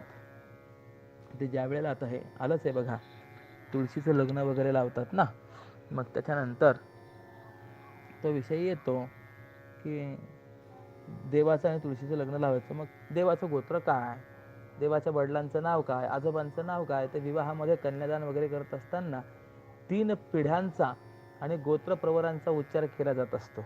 मग यावरून वाद होतात. हे अमुक अमुक गोत्र, जो खरा गोत्ररहित आहे त्याला गोत्राचा विचार असो. कोणत्याही प्रमाणांना विषय न होणाऱ्या मला, अर्जुना, मला प्रमाणांचा विषय मानतात. मी इच्छारहित आहे तरी मला इच्छा मानतात. मी नित्य आत्मतृप्त आहे, परंतु मला नैवेद्य समर्पण करून तृप्त झालं आहे असं मानतात. बघा ना कसा व्यवहार आहे. किंबहुना भगवान सांगतात, अनावरणाते आणि अव्यक्तासी व्यक्ती, अनार्थासी अर्थी, स्वयंतृप्ता तृप्ती भाविती गा. अनावरणाते मज प्रावरण योजिती भूषण अभूषणा. भगवान म्हणतात, मी परमार्थतः अखंड उघडा असताना मला पांघरू पाहतात, व्यापकाला मला पितांबर नेसवतात. मी भूषणातीत असूनही मला किरीट, कुंडल, हार इत्यादी भूषण अर्पण करतात. किरीटी कुंडले बरी म्हणतात. मी सर्व कार्यांचं साधारण कारण असूनही माझ्या उत्पत्तीला दशरथ, वसुदेवादी कारण आहेत असं म्हणतात. की भगवान कृष्ण वसुदेव देवकी यांच्यापासून निर्माण झाले, ते त्यांचे आई वडील आहेत. रामरायाच्या ठिकाणी दशरथ, कैकेयी, आपलं हे कौशल्या, हे कारण आहेत असं म्हणतात. आणि वस्तुतः सर्वांचं साधारण कारण मी आहे. आणि किंवा कोणत्याही विशिष्ट कार्याचं कारण मी आहे असं पाहतात. किंवा अजून काय, मी सहज आणि नित्यसिद्ध असताना माझी मूर्ती घडवतात. मी स्वयंभू असताना माझी प्राणप्रतिष्ठा करतात. मी सर्वत्र सर्व काळ असताना माझं आवाहन करतात आणि विसर्जनही करतात. मी सर्व काळ कूटस्थ नित्य आणि स्वतः सिद्ध असताना बाळ, तरुण, वृद्ध आहे असा माझ्यावर आरोप करतात. मी सर्वांशी एकरूप असताना माझा वसुदेव देवकीशी पुत्र रूपाने, रुक्मिणीशी पती रूपाने, अनुरुद्ध, सांब इत्यादिकांशी पिता रूपाने, भक्तांशी भाज्य रूपाने संबंध आहे असं जाणतात. मी स्वगत सजातीय विजातीय भेदशून्य असताना माझ्या ठिकाणी भेदाची कल्पना करतात. मी अकर्ता असून माझं कार्य मानतात. मी अभोक्ता असून मी भोग घेतो असं म्हणतात. मी कोणत्याच कुळात जन्माला येत नसूनही माझं रघुकुल यदुकुळ मानून त्याचं वर्णन करतात. मी नित्य असूनही माझ्या शरीराच्या निधनाने दुःखी होतात आणि मी सर्वांचा अंतरात्मा असूनही मला रावण कंसाचा शत्रू आणि सुग्रीव सुदामासारख्यांचा मित्र समजतात. मी स्वरूपभूत आनंदामध्ये सर्वतोपरी रममाण होणारा असून मला त्या वैषयिक सुखांची इच्छा आहे. मी संपूर्णपणे सर्वरूप असूनही मी देश परिच्छिन्न आहे असं म्हणतात. म्हणजे तो परमात्मा जो आहे ना, स्वरूपभूत आनंदामध्येच रममाण आहे. त्याला इतरत्र अन्य कुठूनही आनंद घ्यायचा नाही. परंतु ते असं म्हणतात की नाही, देवाला हे आवडतं, देवाला हे आवडत नाही. म्हणजे परमात्म्याला सुद्धा वैषयिक सुखांची इच्छा आहे असंच मानतात. म्हणजे हेच देह परमात्मा जो आहे ना, खरा देह धर्म रहित असू नये, त्याच्यावर देहाधर्माचा आरोप करणं हे कसं असतं त्याचा विचार या ठिकाणी मांडला जातोय. आणि तो परमात्मा संपूर्णपणे सर्वरूप असताना आहे, त्याला देश परिच्छिन्न मानतात. कृष्ण सध्या द्वारकेचे राणे पांडवा घरी. म्हणजे आता सध्या जर द्वारकेत पांडवान घरी असेल तर द्वारकेत नाही, द्वारकेत असेल तर पांडवान घरी नाही. म्हणजे असं ते त्याला देश परिच्छिन्न मानतात. भगवान म्हणतात की मी चराचरांमध्ये एकच आत्मा असताना मी एकाचा कैवार घेतो आणि एकाला रागावून मारतो असं म्हणतात. आणि हेच माझं चरित्र जगामध्ये वाढवतात. किंबहुना फार काय सांगावं, असं जे हे सर्व प्राकृत मनुष्य धर्म आहेत त्या सर्वांचं नाव मी परमात्मा आहे असं अविवेकी लोक समजतात. म्हणजे सगळे देहधर्म, सगळे प्राकृत धर्म पण त्यांचा त्या परमात्म्यावरती आरोप करून हाच परमात्मा आहे असं मानतात. म्हणून या सर्व अविवेकी लोकांचं ज्ञान कसं आहे तर विपरीत आहे. जेव्हा पुढे एक मूर्तीचा आकार पाहतात तेव्हा हा देव आहे या श्रद्धेने त्याची सेवा करतात. आणि मग तोच आकार कालांतराने बिघडला तर आता यात देव नाही असं म्हणून टाकून देतात. आहे की नाही? मूर्ती करतात आणि श्रद्धेने त्या मूर्तीची सेवा करतात, पण मूर्ती भंगली, मग आता यात देव नाही असं म्हणून टाकून देतात. आणि म्हणून भगवान सांगतात की ऐशा परी पार्था मानवी आकार देती ते साचार मज लागी, म्हणून तयांचे ज्ञान चिते जाण टाकीते झाकोन सत्य ज्ञाना. आणि म्हणून अशा प्रकाराने अर्जुना माझ्या ठिकाणी नसलेल्या धर्मांचा आरोप करतात आणि मला मनुष्य आहे अशा आकाराने जाणतात. आणि म्हणून त्यांचं भ्रमज्ञान जे आहे तेच माझ्या प्रमाज्ञानाला प्रतिबंध करीत असतं. म्हणजे हे सर्व ऐकल्यानंतर ना थोडासा प्रश्न असा निर्माण होतो की का मग खरोखरच प्राणप्रतिष्ठा करू नये काय, देवपूजा करू नये काय, असा प्रश्न निर्माण होऊ शकतो. तर या ओव्यांचं तात्पर्य मूर्तीपूजेचा निषेध करण्यामध्ये नाही हे पहिले लक्षात घ्या. किंवा देव सगुण होत नाही, शरीरी होत नाही हेही सांगण्यामध्ये नाही आहे. तर देव एकदेशी आहे आणि सगुण साकारच आहे असा जो भ्रम आहे त्या भ्रमनिश्चयाचं निराकरण करण्यामध्ये आहे. म्हणजे तो परमात्मा सर्वत्र व्यापक आहे आणि तो निर्गुण आहे, निराकार आहे आणि असा असतानाही सर्वांमध्ये आहे हे सांगण्यात त्याचं तात्पर्य आहे. नाहीतर अर्थाचा अनर्थ होईल. कुणी म्हणेल मग प्राणप्रतिष्ठा करण्याची गरज नाही. ती भग्न मूर्ती आहे, खंडित मूर्ती आहे, तिचं विसर्जन करावं असं जे शास्त्रकारांनी सांगितलं, खोटं सांगितलं तर असं नाही आहे. तो निषेध करण्यामध्ये या अभंगांचं ओव्यांचं तात्पर्य नाही आहे. तर देव हा एकदेशी नाही, म्हणजे फक्त मंदिरातच देव मानू नका, तर चराचरात देव माना हे सांगण्याकरता म्हणून त्या मंदिराचा विषय मांडला गेलेला आहे. फक्त तो सगुण साकारच देव आहे असं मानू नका, तर निर्गुण निराकार तो देव आहे असं माना, हे सांगण्याकरता म्हणून हा सगळा विचार सांगितलेला आहे. बरं, मग आता पुढे सांगतात की ते अविवेकी लोक कसे वागतात, कसे जगतात, त्यांची आंतरिक मनस्थिती कशी असते. मोघाशा मोघ कर्माणो मोघ ज्ञाना विचेतसहा राक्षसी मासुरींचैव प्रकृती मोहिनीं श्रिताः. या श्लोकाचा अर्थ असा आहे की ईश्वराचं स्वरूप न जाणता अशक्य भोगाची व्यर्थ आशा करणारे, निष्फळ कर्म करणारे, व्यर्थ कुतर्क करणारे, विवेकशून्य ज्ञान असलेले लोक ईश्वराच्या किंवा ईश्वर स्वरूपाच्या अज्ञानामुळे, राक्षसी, हिंसाद्वेषामुळे आसुरी आणि अविहित विषय भोगण्याच्या प्रवृत्तीमुळे मोहिनी या 3 प्रकृतींचा आश्रय केलेले असतात. म्हणजे काय आहे, ईश्वर स्वरूपाचं यथार्थ रीतीने ज्ञान न कळाल्यामुळे यांच्या ठिकाणी राक्षसी, आसुरी आणि मोहिनी अशा 3 प्रकृतींचा आश्रय होतो. तर ईश्वर स्वरूपाच्या अज्ञानामुळे राक्षसी प्रकृतीचा आश्रय, हिंसा आणि द्वेषामुळे आसुरी प्रकृतीचा आश्रय आणि अविहित म्हणजे जे शास्त्राने सांगितलेले नाही आहे, जे निषिद्ध म्हणून सांगितलेले आहे, ते निषिद्ध विषय भोगण्याच्या प्रवृत्तीमुळे मोहिनी या 3 प्रकृतींचा ते आश्रय घेतलेले असतात. मग आता यावर व्याख्यान करतात.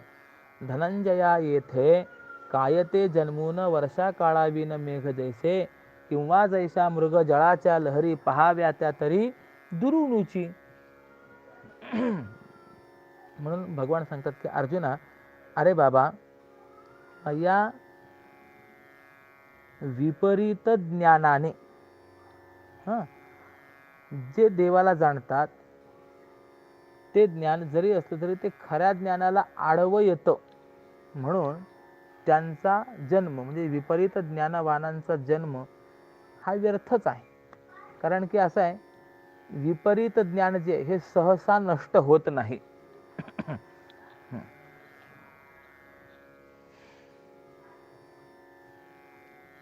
बऱ्याच वेळेला असं होतं बघा, एखादा श्लोक आपल्याकडनं जर चुकीचा पाठ केला गेला ना आणि नंतर जर त्याच्यामध्ये सुधारणा करण्याकरता सांगितलं तर सुधारणा लवकर होतच नाही. म्हणजे विपरीत ज्ञान जे आहे ते सहसा लवकर नष्ट होत नसतं.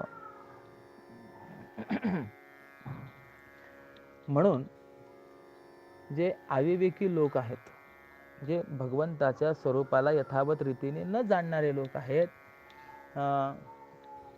त्यांचा जन्म म्हणजे ते लोक जन्माला जे आले ते मुळात व्यर्थ झालं.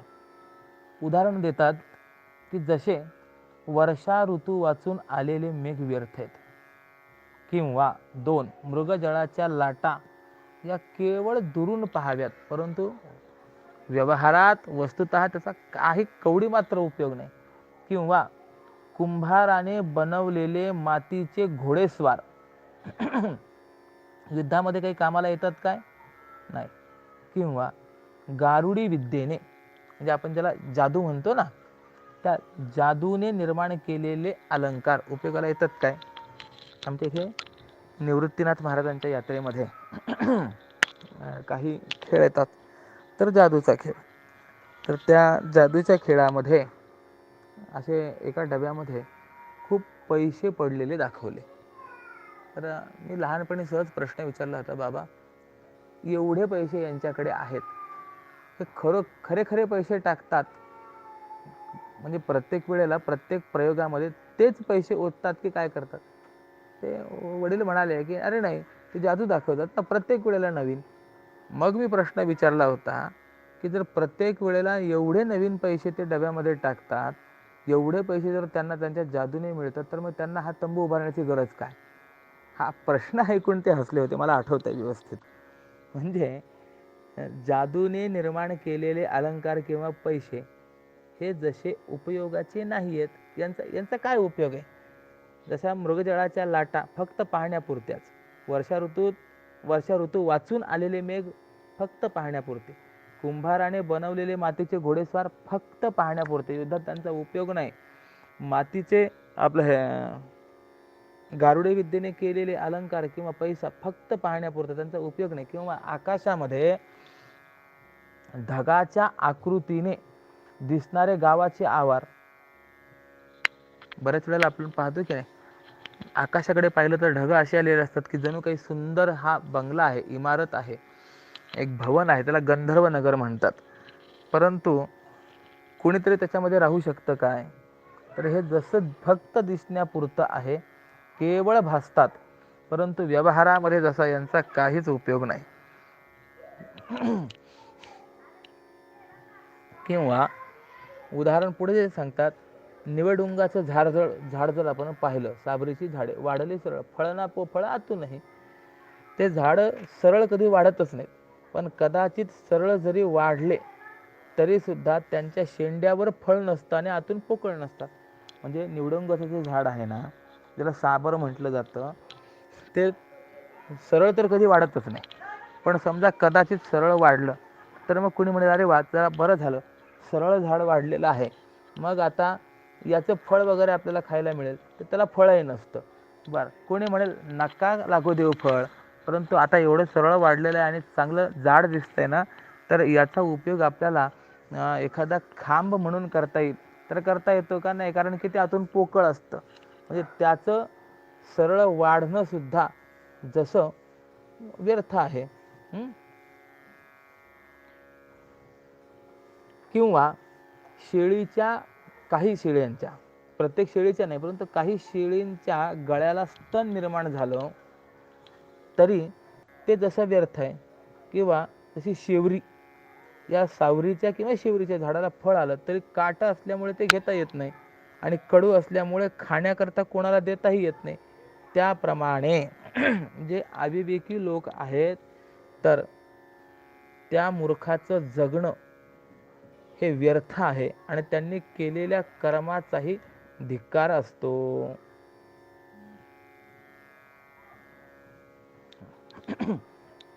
मग ते जे काही शास्त्र शिकले त्याप्रमाणे त्यांचं शास्त्रानुसार वर्तन किंवा अनुभव नसतो.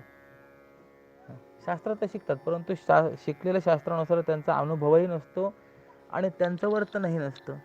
उदाहरण देतात, जसं माकडाने नारळ तोडलं तर त्याला त्यातील खोबरं खाता येत नाही. किंवा आंधळ्या हातामध्ये मोती पडले तर त्याला त्या मोत्यांचं रूप दिसत नाही. आंधळ्याशी जैसे सापडावे मोठी, मरकताचे हाती नारी केलं. म्हणून त्याप्रमाणे तैसे म्हणतात. फार काय सांगावं, या मूर्खांनी शिकलेली सर्व शास्त्र व्यर्थ होतात. लहान मुलीच्या हातात दिलेली शस्त्र किंवा देहाने, गुणाने, कर्माने आणि देशकालादी निमित्ताने अशुची असलेल्या मनुष्याला वैदिक आणि पौराण यापैकी कोणतेही बीजसहित मंत्र सांगितले तर ते जसे सिद्धिदायक होत नाही, अर्जुना, त्याप्रमाणे त्या अविवेकींकरता, मूर्खांकरता ही सर्व ज्ञान व्यर्थ आहेत आणि त्यांनी केलेले सर्व कर्म देखील व्यर्थ आहेत. म्हणजे जो परमात्मा स्वरूप यथार्थ रीतीने जाणत नाही आणि हा परमात्मा देहधारी आहे असा ज्याचा निश्चयात्मक भ्रम ज्याच्या ठिकाणी नांदतो, अशा व्यक्तीने केलेली ही सर्व कर्म वगैरे सर्व जी आहेत ती कशी आहेत, ती व्यर्थ आहेत. अर्जुना, जे लोक चित्तहीन असतात, भ्रमज्ञानाने ज्यांचं चित्त मूढ आणि अस्थिर असतं, ते सर्वच लोक राक्षसी प्रवृत्तीच्या अधीन होऊन कुतर्कामुळे वाया गेलेले असतात.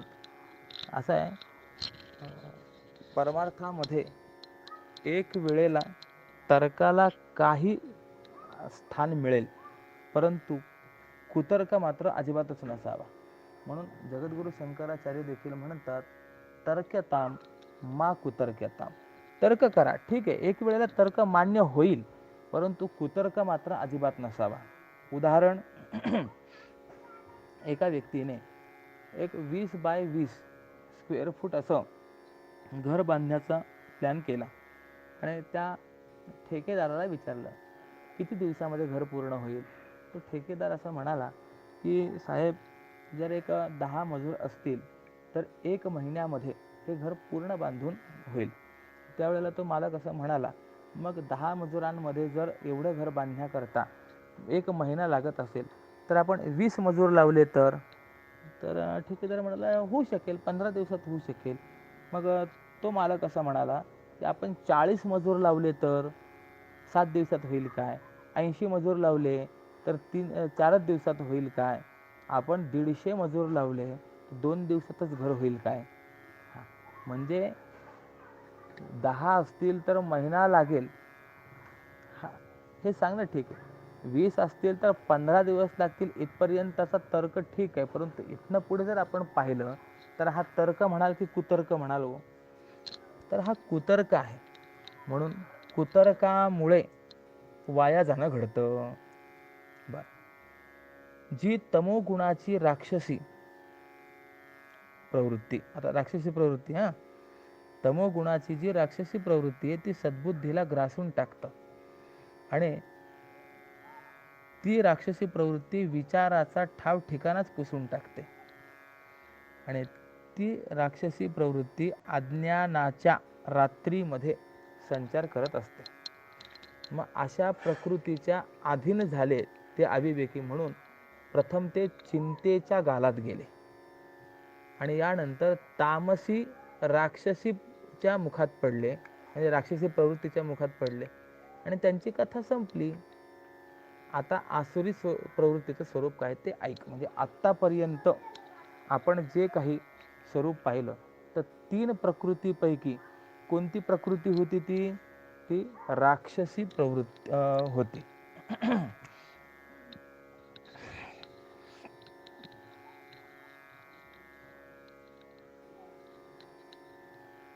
आणि विवेकाचा 353 पर्यंत हा विचार आला. 355. आता यापुढे आसुरी प्रवृत्तीचं वर्णन सांगतात.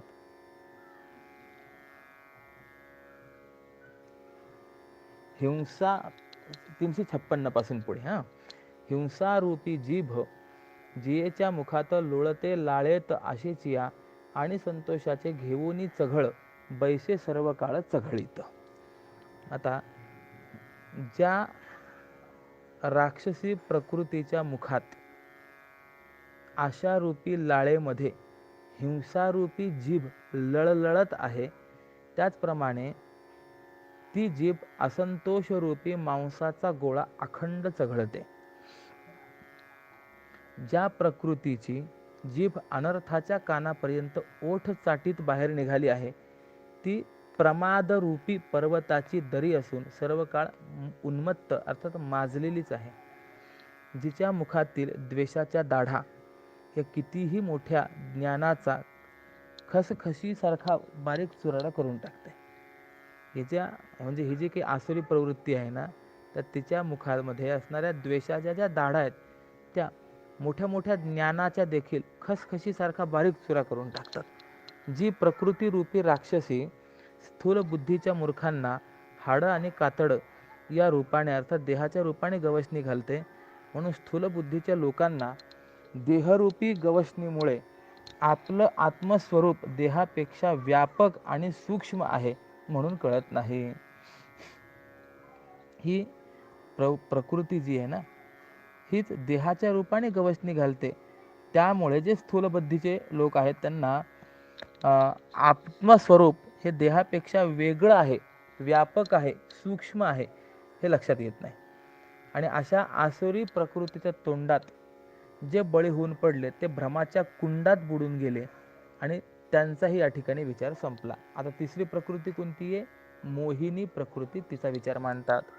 अर्थात म्हणजे कसं आहे, हे दुसऱ्याला सांगण्याकरता म्हणून नाही आहे, तर ही राक्षसी प्रकृती, आसुरी प्रकृती आणि मोहिनी प्रकृती या 3 प्रकृतींपैकी आपण नेमके कुठे बसत आहोत याचा विचार आपण स्वतः करायचा आहे.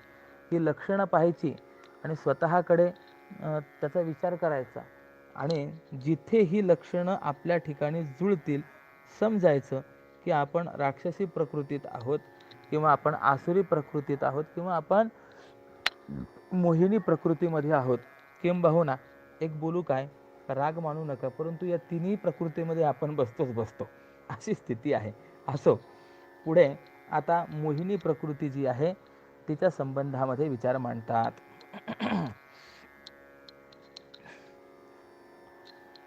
काही लोक तामसी असलेल्या मोहिनी प्रकृतीच्या खोल राशीत पडले आणि जे त्या राशीमध्ये पडले ते पुन्हा विचाराच्या हाताला लागलेच नाही. विचाराचा हात लाभेना तयास नुरे माग मोस तयांचा गा, तरी वृथा बोल असोत हे आता कास यासी कथा विमूढांची. म्हणून इथे या देहातून जिथे गेले त्या योनीचा किंवा स्थानाचा पुन्हा शोधच लागला नाही, त्यांचा मागमूसच मिळाला नाही, असे ते मोहिनी प्रकृतीच्या याच्या हातात सापडलेले. म्हणून माऊली म्हणतात, आता मूर्खासंबंधी बोलणे किंवा त्यांचं वर्णन करून काय उपयोग, कारण की त्यांचं वर्णन जर वाढवलं तर वाणी फक्त व्यर्थ श्रमेल. म्हणून हे बोलणं आता बंद करतो.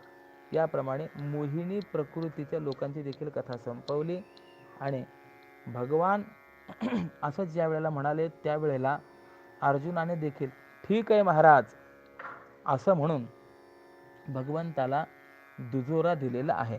ऐकोनी हे ऐसे देवाचे भाषण अर्जुनेही मान डोलविली. अर्जुनाने ठीक आहे म्हटलं. मग भगवान म्हणाले, अर्जुना, जिच्यामध्ये वाणी विश्रांतीला प्राप्त होते ती साधूंची कथा ऐक. मग आता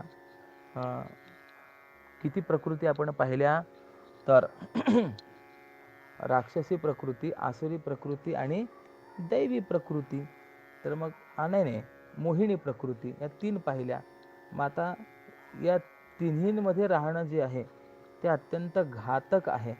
मग कोणत्या प्रकृतीमध्ये राहणं चांगलं आहे, तर या संबंधामध्ये सांगतात की दैवी प्रकृतीमध्ये राहिलं पाहिजे. मग आता त्या दैवी प्रकृतीचा विचार पुढे सांगणार आहेत. महात्मानस्तु मां पार्थ दैवीं प्रकृतिमाश्रिताः भजन्त्यनन्य मनसो ज्ञात्वा भूतादिमव्ययम्. म्हणजे भगवान म्हणतात, अर्जुना, ज्यांचं चित्त मला परमात्म्याला व्यापण्या इतकं मोठं झालं आहे असे ते महात्मे जे आहेत ते दैवी प्रकृतीचा आश्रय करतात आणि भूतांचं कारण व अविनाशी असलेल्या मला जाणून माझ्या वाचून ज्या मनाला दुसरा विषय नाही असे अनन्य होऊन माझं भजन करतात. दैवी प्रकृतीचा आश्रय करतात महात्मे. त्यानंतर भूतांचं कारण आणि अविनाशी असलेला जो परमात्मा आहे त्याला जाणतात आणि मग त्यांच्या अंतःकरणाला त्या देवा वाचून दुसरा कोणताही विषय नाही असे अनन्य होतात. विषय तो त्यांचा झाला नारायण, नावडे जन धन माता पिता. त्यांना बाकी काहीही आवडत नाही, केवळ परमात्माच आवडतो त्यांना, अशी त्यांची स्थिती असते. किंबहुना गवळणींचं जर आपण वर्णन पाहिलं तर असं आहे की नाही, त्या गवळणी म्हणतात, याती कुळ माझे गेले हारपोनी श्रीरंगा वाचूनी अनुनेणे किती व शिकवाल मज वेळोवेळा मी तया गोवळा रतलिये. काय झालं, एक गवळण प्रपंच सोडून परमात्माकडे भगवान श्रीकृष्णाकडे गेली. त्यावेळेला अन्य असलेल्या ज्या काही प्रापंचिक गवळणी आहेत, प्रापंचिक म्हणजे प्रपंच भूमिका सांगणाऱ्या गवळणी, त्यांनी तिला जाऊन सांगितलं, अगं तू काय करतेस, चांगला संसार सोडलायस आणि त्या परपुरुषाशी भगवंताशी तू रत झाली आहेस, काही योग्य आहे काय हे बघ, चल ये. त्यावेळेला तिने सांगितलं की आता मला तुम्ही ज्या जातीचा धर्माचा वगैरे विचार सांगतात ते सगळे माझे बाजूला पडले. याती कुळ माझे गेले हरपुणे, ते सगळं बाजूला झालं. श्रीरंगा वाचून अनु नेणे, त्या परमात्म्या वाचून मी आता दुसरं काही जाणत नाही. माझ्या चित्तवृत्तीला एकमेव विषय तो परमात्मा श्रीहरी आहे. तर हे ऐकल्यानंतरही बाकीच्या गवळणी तिनं पुन्हा समजावून सांगू लागल्या. त्यावेळेला तिने सांगितलं, किती व शिकवाल मज वेळोवेळा, मी तया गोवळा रतली. मला तुम्ही किती वेळेला समजावून सांगणार, मी त्या परमात्म्याशीच रममाण झालेली आहे. त्या बाकीच्या म्हणाल्या, अगं तुला लोक नावं ठेवतील, हसतील, निंदा करतील. त्या गवळीने सांगितलं, वाळो जन मज म्हणोत शिंदळी, परितो वनमाळी न विसंबे. मला कोणी वाळीत टाको, कोणी मला शिंदळी म्हणो, परंतु आता त्या परमात्म्यापासून दूर जायचं नाही असा मी दृढ निश्चय केलेला आहे. एवढी मी अनन्य झालेली, मला आता बाकी काही आवडत नाही. तर त्यावेळेला त्या गोपिकांनी सांगितलं, एवढी तू या संसाराला का वैतागली, त्याचं काही कारण असेल ना. त्याने सांगितलं, अरे बाबा, या संसाराकडे मी पाहिलं ना, संसार करून पाहिला, संसाराचा अनुभव घेतला आणि तो अनुभव मला प्रतिकूल आला. एक लक्षात घ्या, त्याग किंवा स्वीकार हा केव्हा होत असतो, तर एकतर दुःखरूपता कळावी तर त्याग होतो, किंवा सुखरूपता कळावी तर स्वीकार होत असतो. म्हणजे एखादी गोष्ट वाईट आहे, चांगली नाही, किंवा तिचा आपल्याला वाईट अनुभव जर आला तर तिचा त्याग घडतो. किंवा तद व्यतिरिक्त दुसरी वस्तू जी असेल त्या वस्तूचा जर आपल्याला अनुकूल अनुभव आला, चांगला अनुभव आला, तर त्या ठिकाणी आपल्याला तिचा स्वीकार होत असतो. जोपर्यंत प्रपंचातलं दुःख कळत नाही, प्रपंचातले कष्ट कळत नाही, तोपर्यंत प्रपंचाचा त्याग नाही. किंवा जोपर्यंत परमार्थातील अनुकूलता, परमार्थातील सुखरूपता कळत नाही, तोपर्यंत परमार्थाचा स्वीकार नाही. अशा दोन बाजू आहेत. मग तिने सांगितलं, मी तुम्ही म्हणतात त्याप्रमाणे संसार केला नाही काय, केला. त्या संसारातून सुख प्राप्त करण्याचा खूप प्रयत्न केला, परंतु सुख प्राप्त झालं नाहीच. म्हणून मी आता या परमात्म्याकडे आले आहे. मग त्या बाकीच्या गवळणीने सांगितलं, बरोबर आहे, तू म्हणते ते अगदी बरोबर आहे. तुला संसारामध्ये दुःखाचा अनुभव आला, दुःखाला सामोरं जावं लागलं, ठीक आहे, परंतु आता आम्ही तुझा संसार सुखाचा करतो, तुला पुन्हा दुःख प्राप्त होणार नाही. मग त्या गवळणीने विचारलं, तुम्ही माझा संसार सुखाचा करणार म्हणजे नेमकं काय करणार. तर मग त्यांनी सांगितलं, आम्ही तुला अष्टभोग देतो, 8 भोग देतो. तर ती गवळण सांगते, अष्टभोग भोगने माते नाही चाड, भक्ती प्रेम गोड लेई लेगे माय. की तुम्ही अष्टभोग मला देणार, परंतु त्या अष्टभोगाची मला चाड नाही.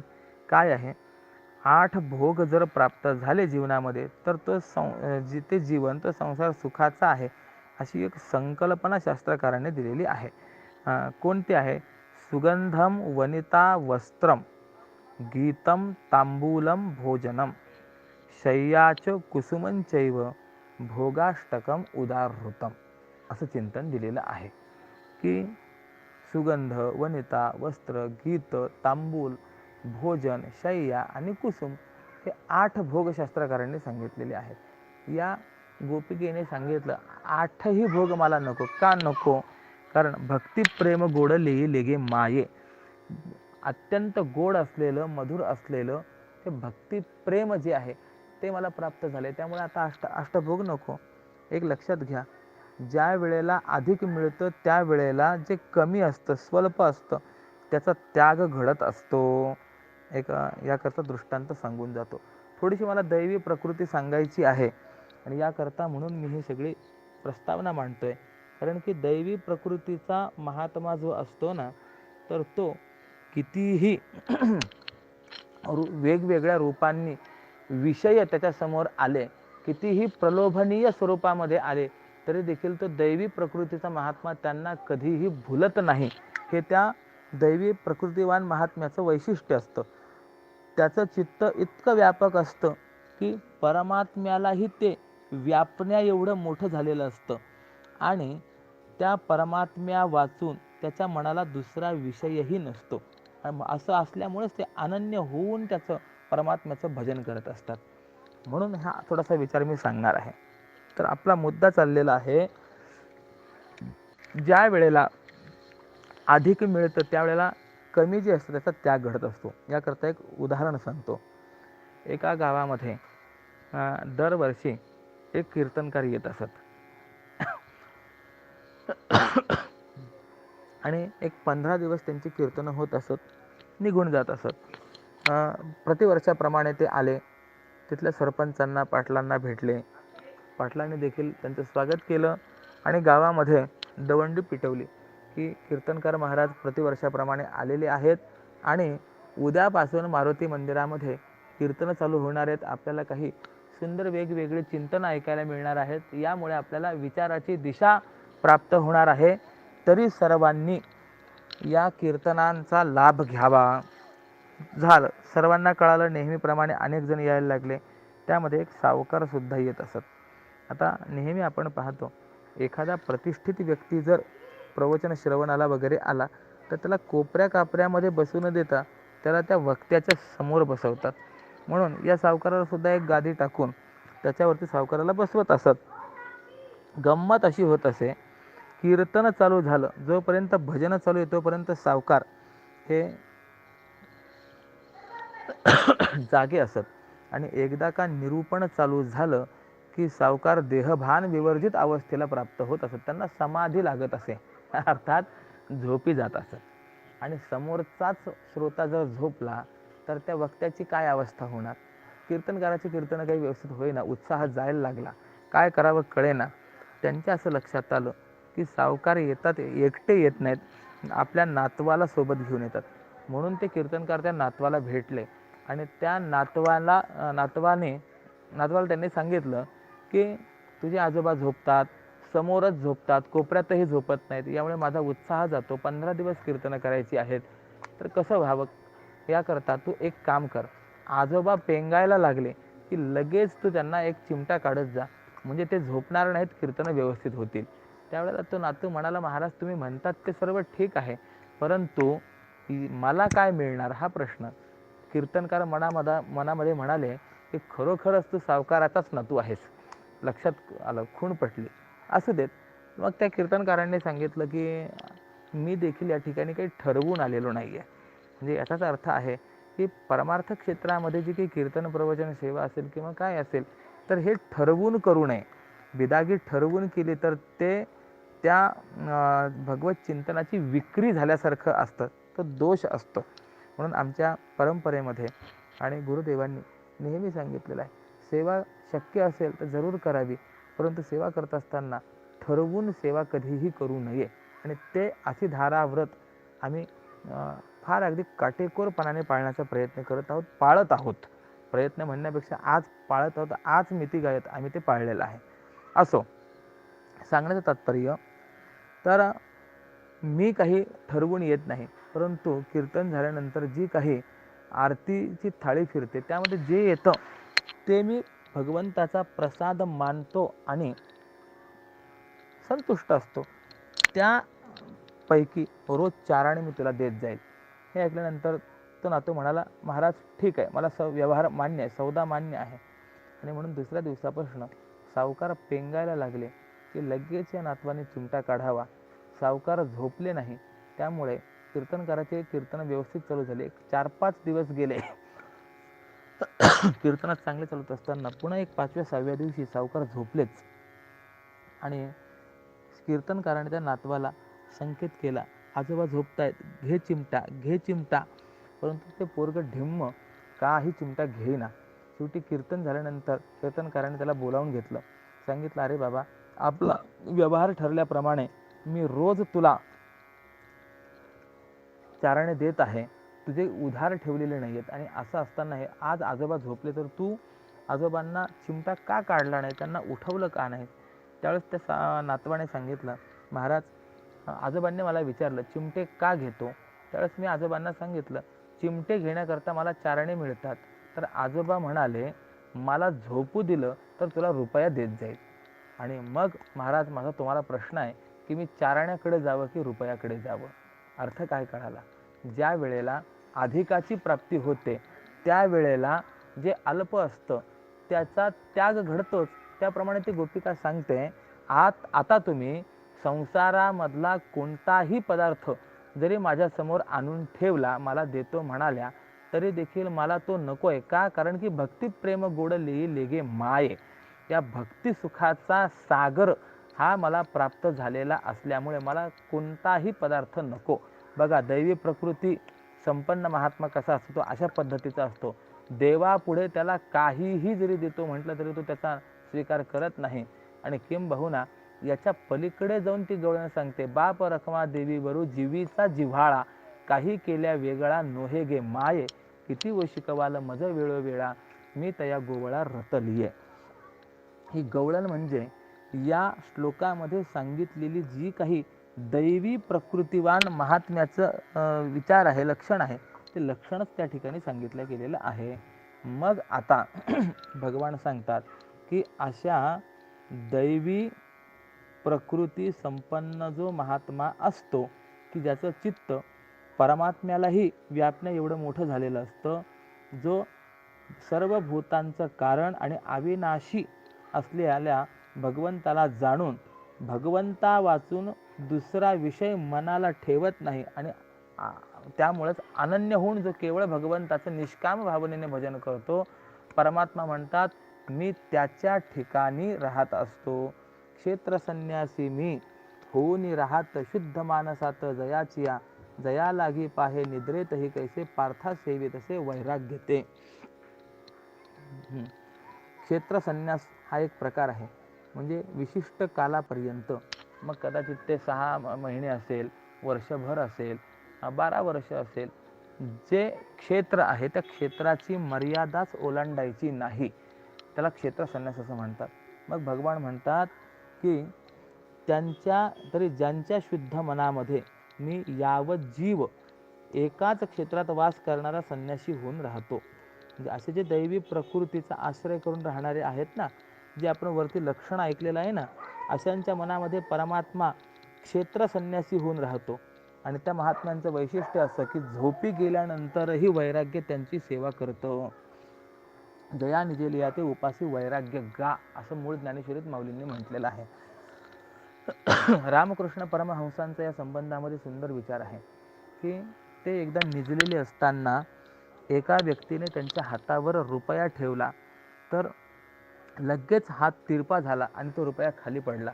म्हणजे ते तर गाढ झोपलेले होते, परंतु वैराग्यच त्यांची उपासना करत होतं, सेवा करत होतं. आणि जयाची या वासने माझारी धर्म राज्य करी निरंतर. ज्यांच्या म्हणजे वैदिक धर्माचं रक्षण झालंच पाहिजे अशा तळमळीच्या सद्भावनेत धर्म हा राज्य करत असतो. ज्यांच्या क्रियाशील तळमळीमुळे धर्माचं रक्षण होतं आणि ज्यांचं मन सद्विचाराला जीवन असतं, किंबहुना जे ज्ञानगंगेत स्नान केलेले आहेत, जे स्वानंद पूर्णतेचं जेवण करून तृप्त झालेले आहेत आणि जे मुक्तिरूपी शांतीच्या वेलाला जणू नवे पल्लव फुटलेले आहेत, जे कर्म उपासनादी साधनांच्या परिपाकाला जणू कोंब निघालेले असतात, जे सात्विक धैर्यरूपी मंडपाचे खांब असतात, जे आनंदरूपी समुद्रात बुडून पूर्ण भरलेले घट आहेत. आता हे सर्व त्या दैवी प्रकृती संपन्न महात्म्याचं लक्षण चाललेलं आहे बरं. ज्यांना भक्ती सुखाचा एवढा लाभ झालेला असतो की त्यामुळे ते मोक्षालाही पलीकडे हो म्हणतात, म्हणजे मोक्षाचीही इच्छा करत नाहीत. आणि ज्यांच्या करमणुकीच्या लीलेमध्ये सर्व प्रकारची नीती ही जिवंत असलेली दिसते, किंबहुना ज्यांनी सर्व इंद्रियांच्या अंगावर शांतीचे अलंकार धारण केलेले आहेत आणि ज्यांचं चित्त मला व्यापकाला म्हणजे व्यापक असलेल्या परमात्म्याला गवसणी आहे, म्हणजे ब्रह्माकार आहे, आणि असे जे ब्रह्माचा अनुभव असलेले महात्मे आहेत ते दैवी प्रकृतीचे जणू सौभाग्यच आहेत, जे सर्व विश्व माझं स्वरूप आहे असं जाणून मग जे महात्मे वाढत्या प्रेमाने माझ्या सगुण रूपाचं भजन करतात, परंतु देवसेव्य आणि मी सेवक आहे असा द्वैत सत्यत्वाच्या भ्रमाला ज्यांच्या मनोवृत्तीने स्पर्श देखील केलेला नसतो, असे जे महात्मे आहेत अर्जुना, ते महात्मे मदरूप होऊनच माझी भक्ती करतात. परंतु त्यांच्या भक्तीचं काही आश्चर्य सांगायचं आहे. म्हणजे असे जे महात्मे, हे आपण सगळे लक्षणं पाहिले ना, या लक्षणांनी युक्त महात्मा कसा आहे, दैवी संपत्तीने युक्त आहे, तो दैवी प्रकृतीचं जणू काही सौभाग्य आहे. मग असा तो महात्मा वाढत्या प्रेमाने भगवंताच्या सगुण रूपाचं भजन करतो. परंतु सगुण रूपाचं भजन करत असताना देव सेव्य आहे आणि मी सेवक आहे अशा द्वैत सत्यत्वाच्या भ्रमाला बळी पडून तो तशी सेवा करत नसतो. तो द्वैत सत्यत्वाचा भ्रम त्याच्या मनोवृत्तीला स्पर्श देखील करत नसतो, तर तो तद्रूपच झालेला असतो. परंतु तद्रूप होऊन भगवंताची भक्ती करत असतो. हे त्या भक्तीचं आश्चर्य आहे. मग त्यांची भक्ती कशी करतात, कशा, तो प्रकार कसा आहे, अशा या दैवी प्रकृती संपन्न महात्म्यांचा भक्ती करण्याचा प्रकार, तो विचार आपल्याला भगवान सांगणार आहेत. सततम कीर्तयन्तो माम यतन्तश्च दृढव्रताः नमस्यन्तश्च माम भक्त्या नित्ययुक्ता उपासते, असं जे चिंतन दिलेलं आहे, यापासून सर्व विचार हा आपण उद्या करणार आहोत. आजचं हे वाङ्मयीन पुष्प श्रीमद स्वामी सच्चिदानंद स्वरूपानंद स्वामीजींच्या चरणारविंदी आणि समस्त संत मांदियाळीच्या चरणारविंदी, माऊलींच्या चरणारविंदी समर्पित करून माझ्या वाक्प्रपंचाला या ठिकाणी मी पूर्णविराम देतो. ओम पूर्णमदः पूर्णमिदं पूर्णात् पूर्णमुदच्यते पूर्णस्य पूर्णमादाय पूर्णमेवावशिष्यते. ओम शांतिः शांतिः शांतिः. पुंडलीक वरदा हरि विठ्ठल श्री ज्ञानदेव तुकाराम पंढरीनाथ भगवान की जय. माऊली ज्ञानेश्वर महाराज की जय. जगद्गुरु श्री तुकाराम महाराज की जय. श्रीमद सच्चिदानंद सद्गुरु श्री स्वामी स्वरूपानंद महाराज की जय. नमः पार्वती पतये हर हर महादेव. त्र्यंबकेश्वर भगवान की जय. सद्गुरु श्री निवृत्तिनाथ महाराज की जय. सब संतन की जय. ओम राम कृष्ण हरी.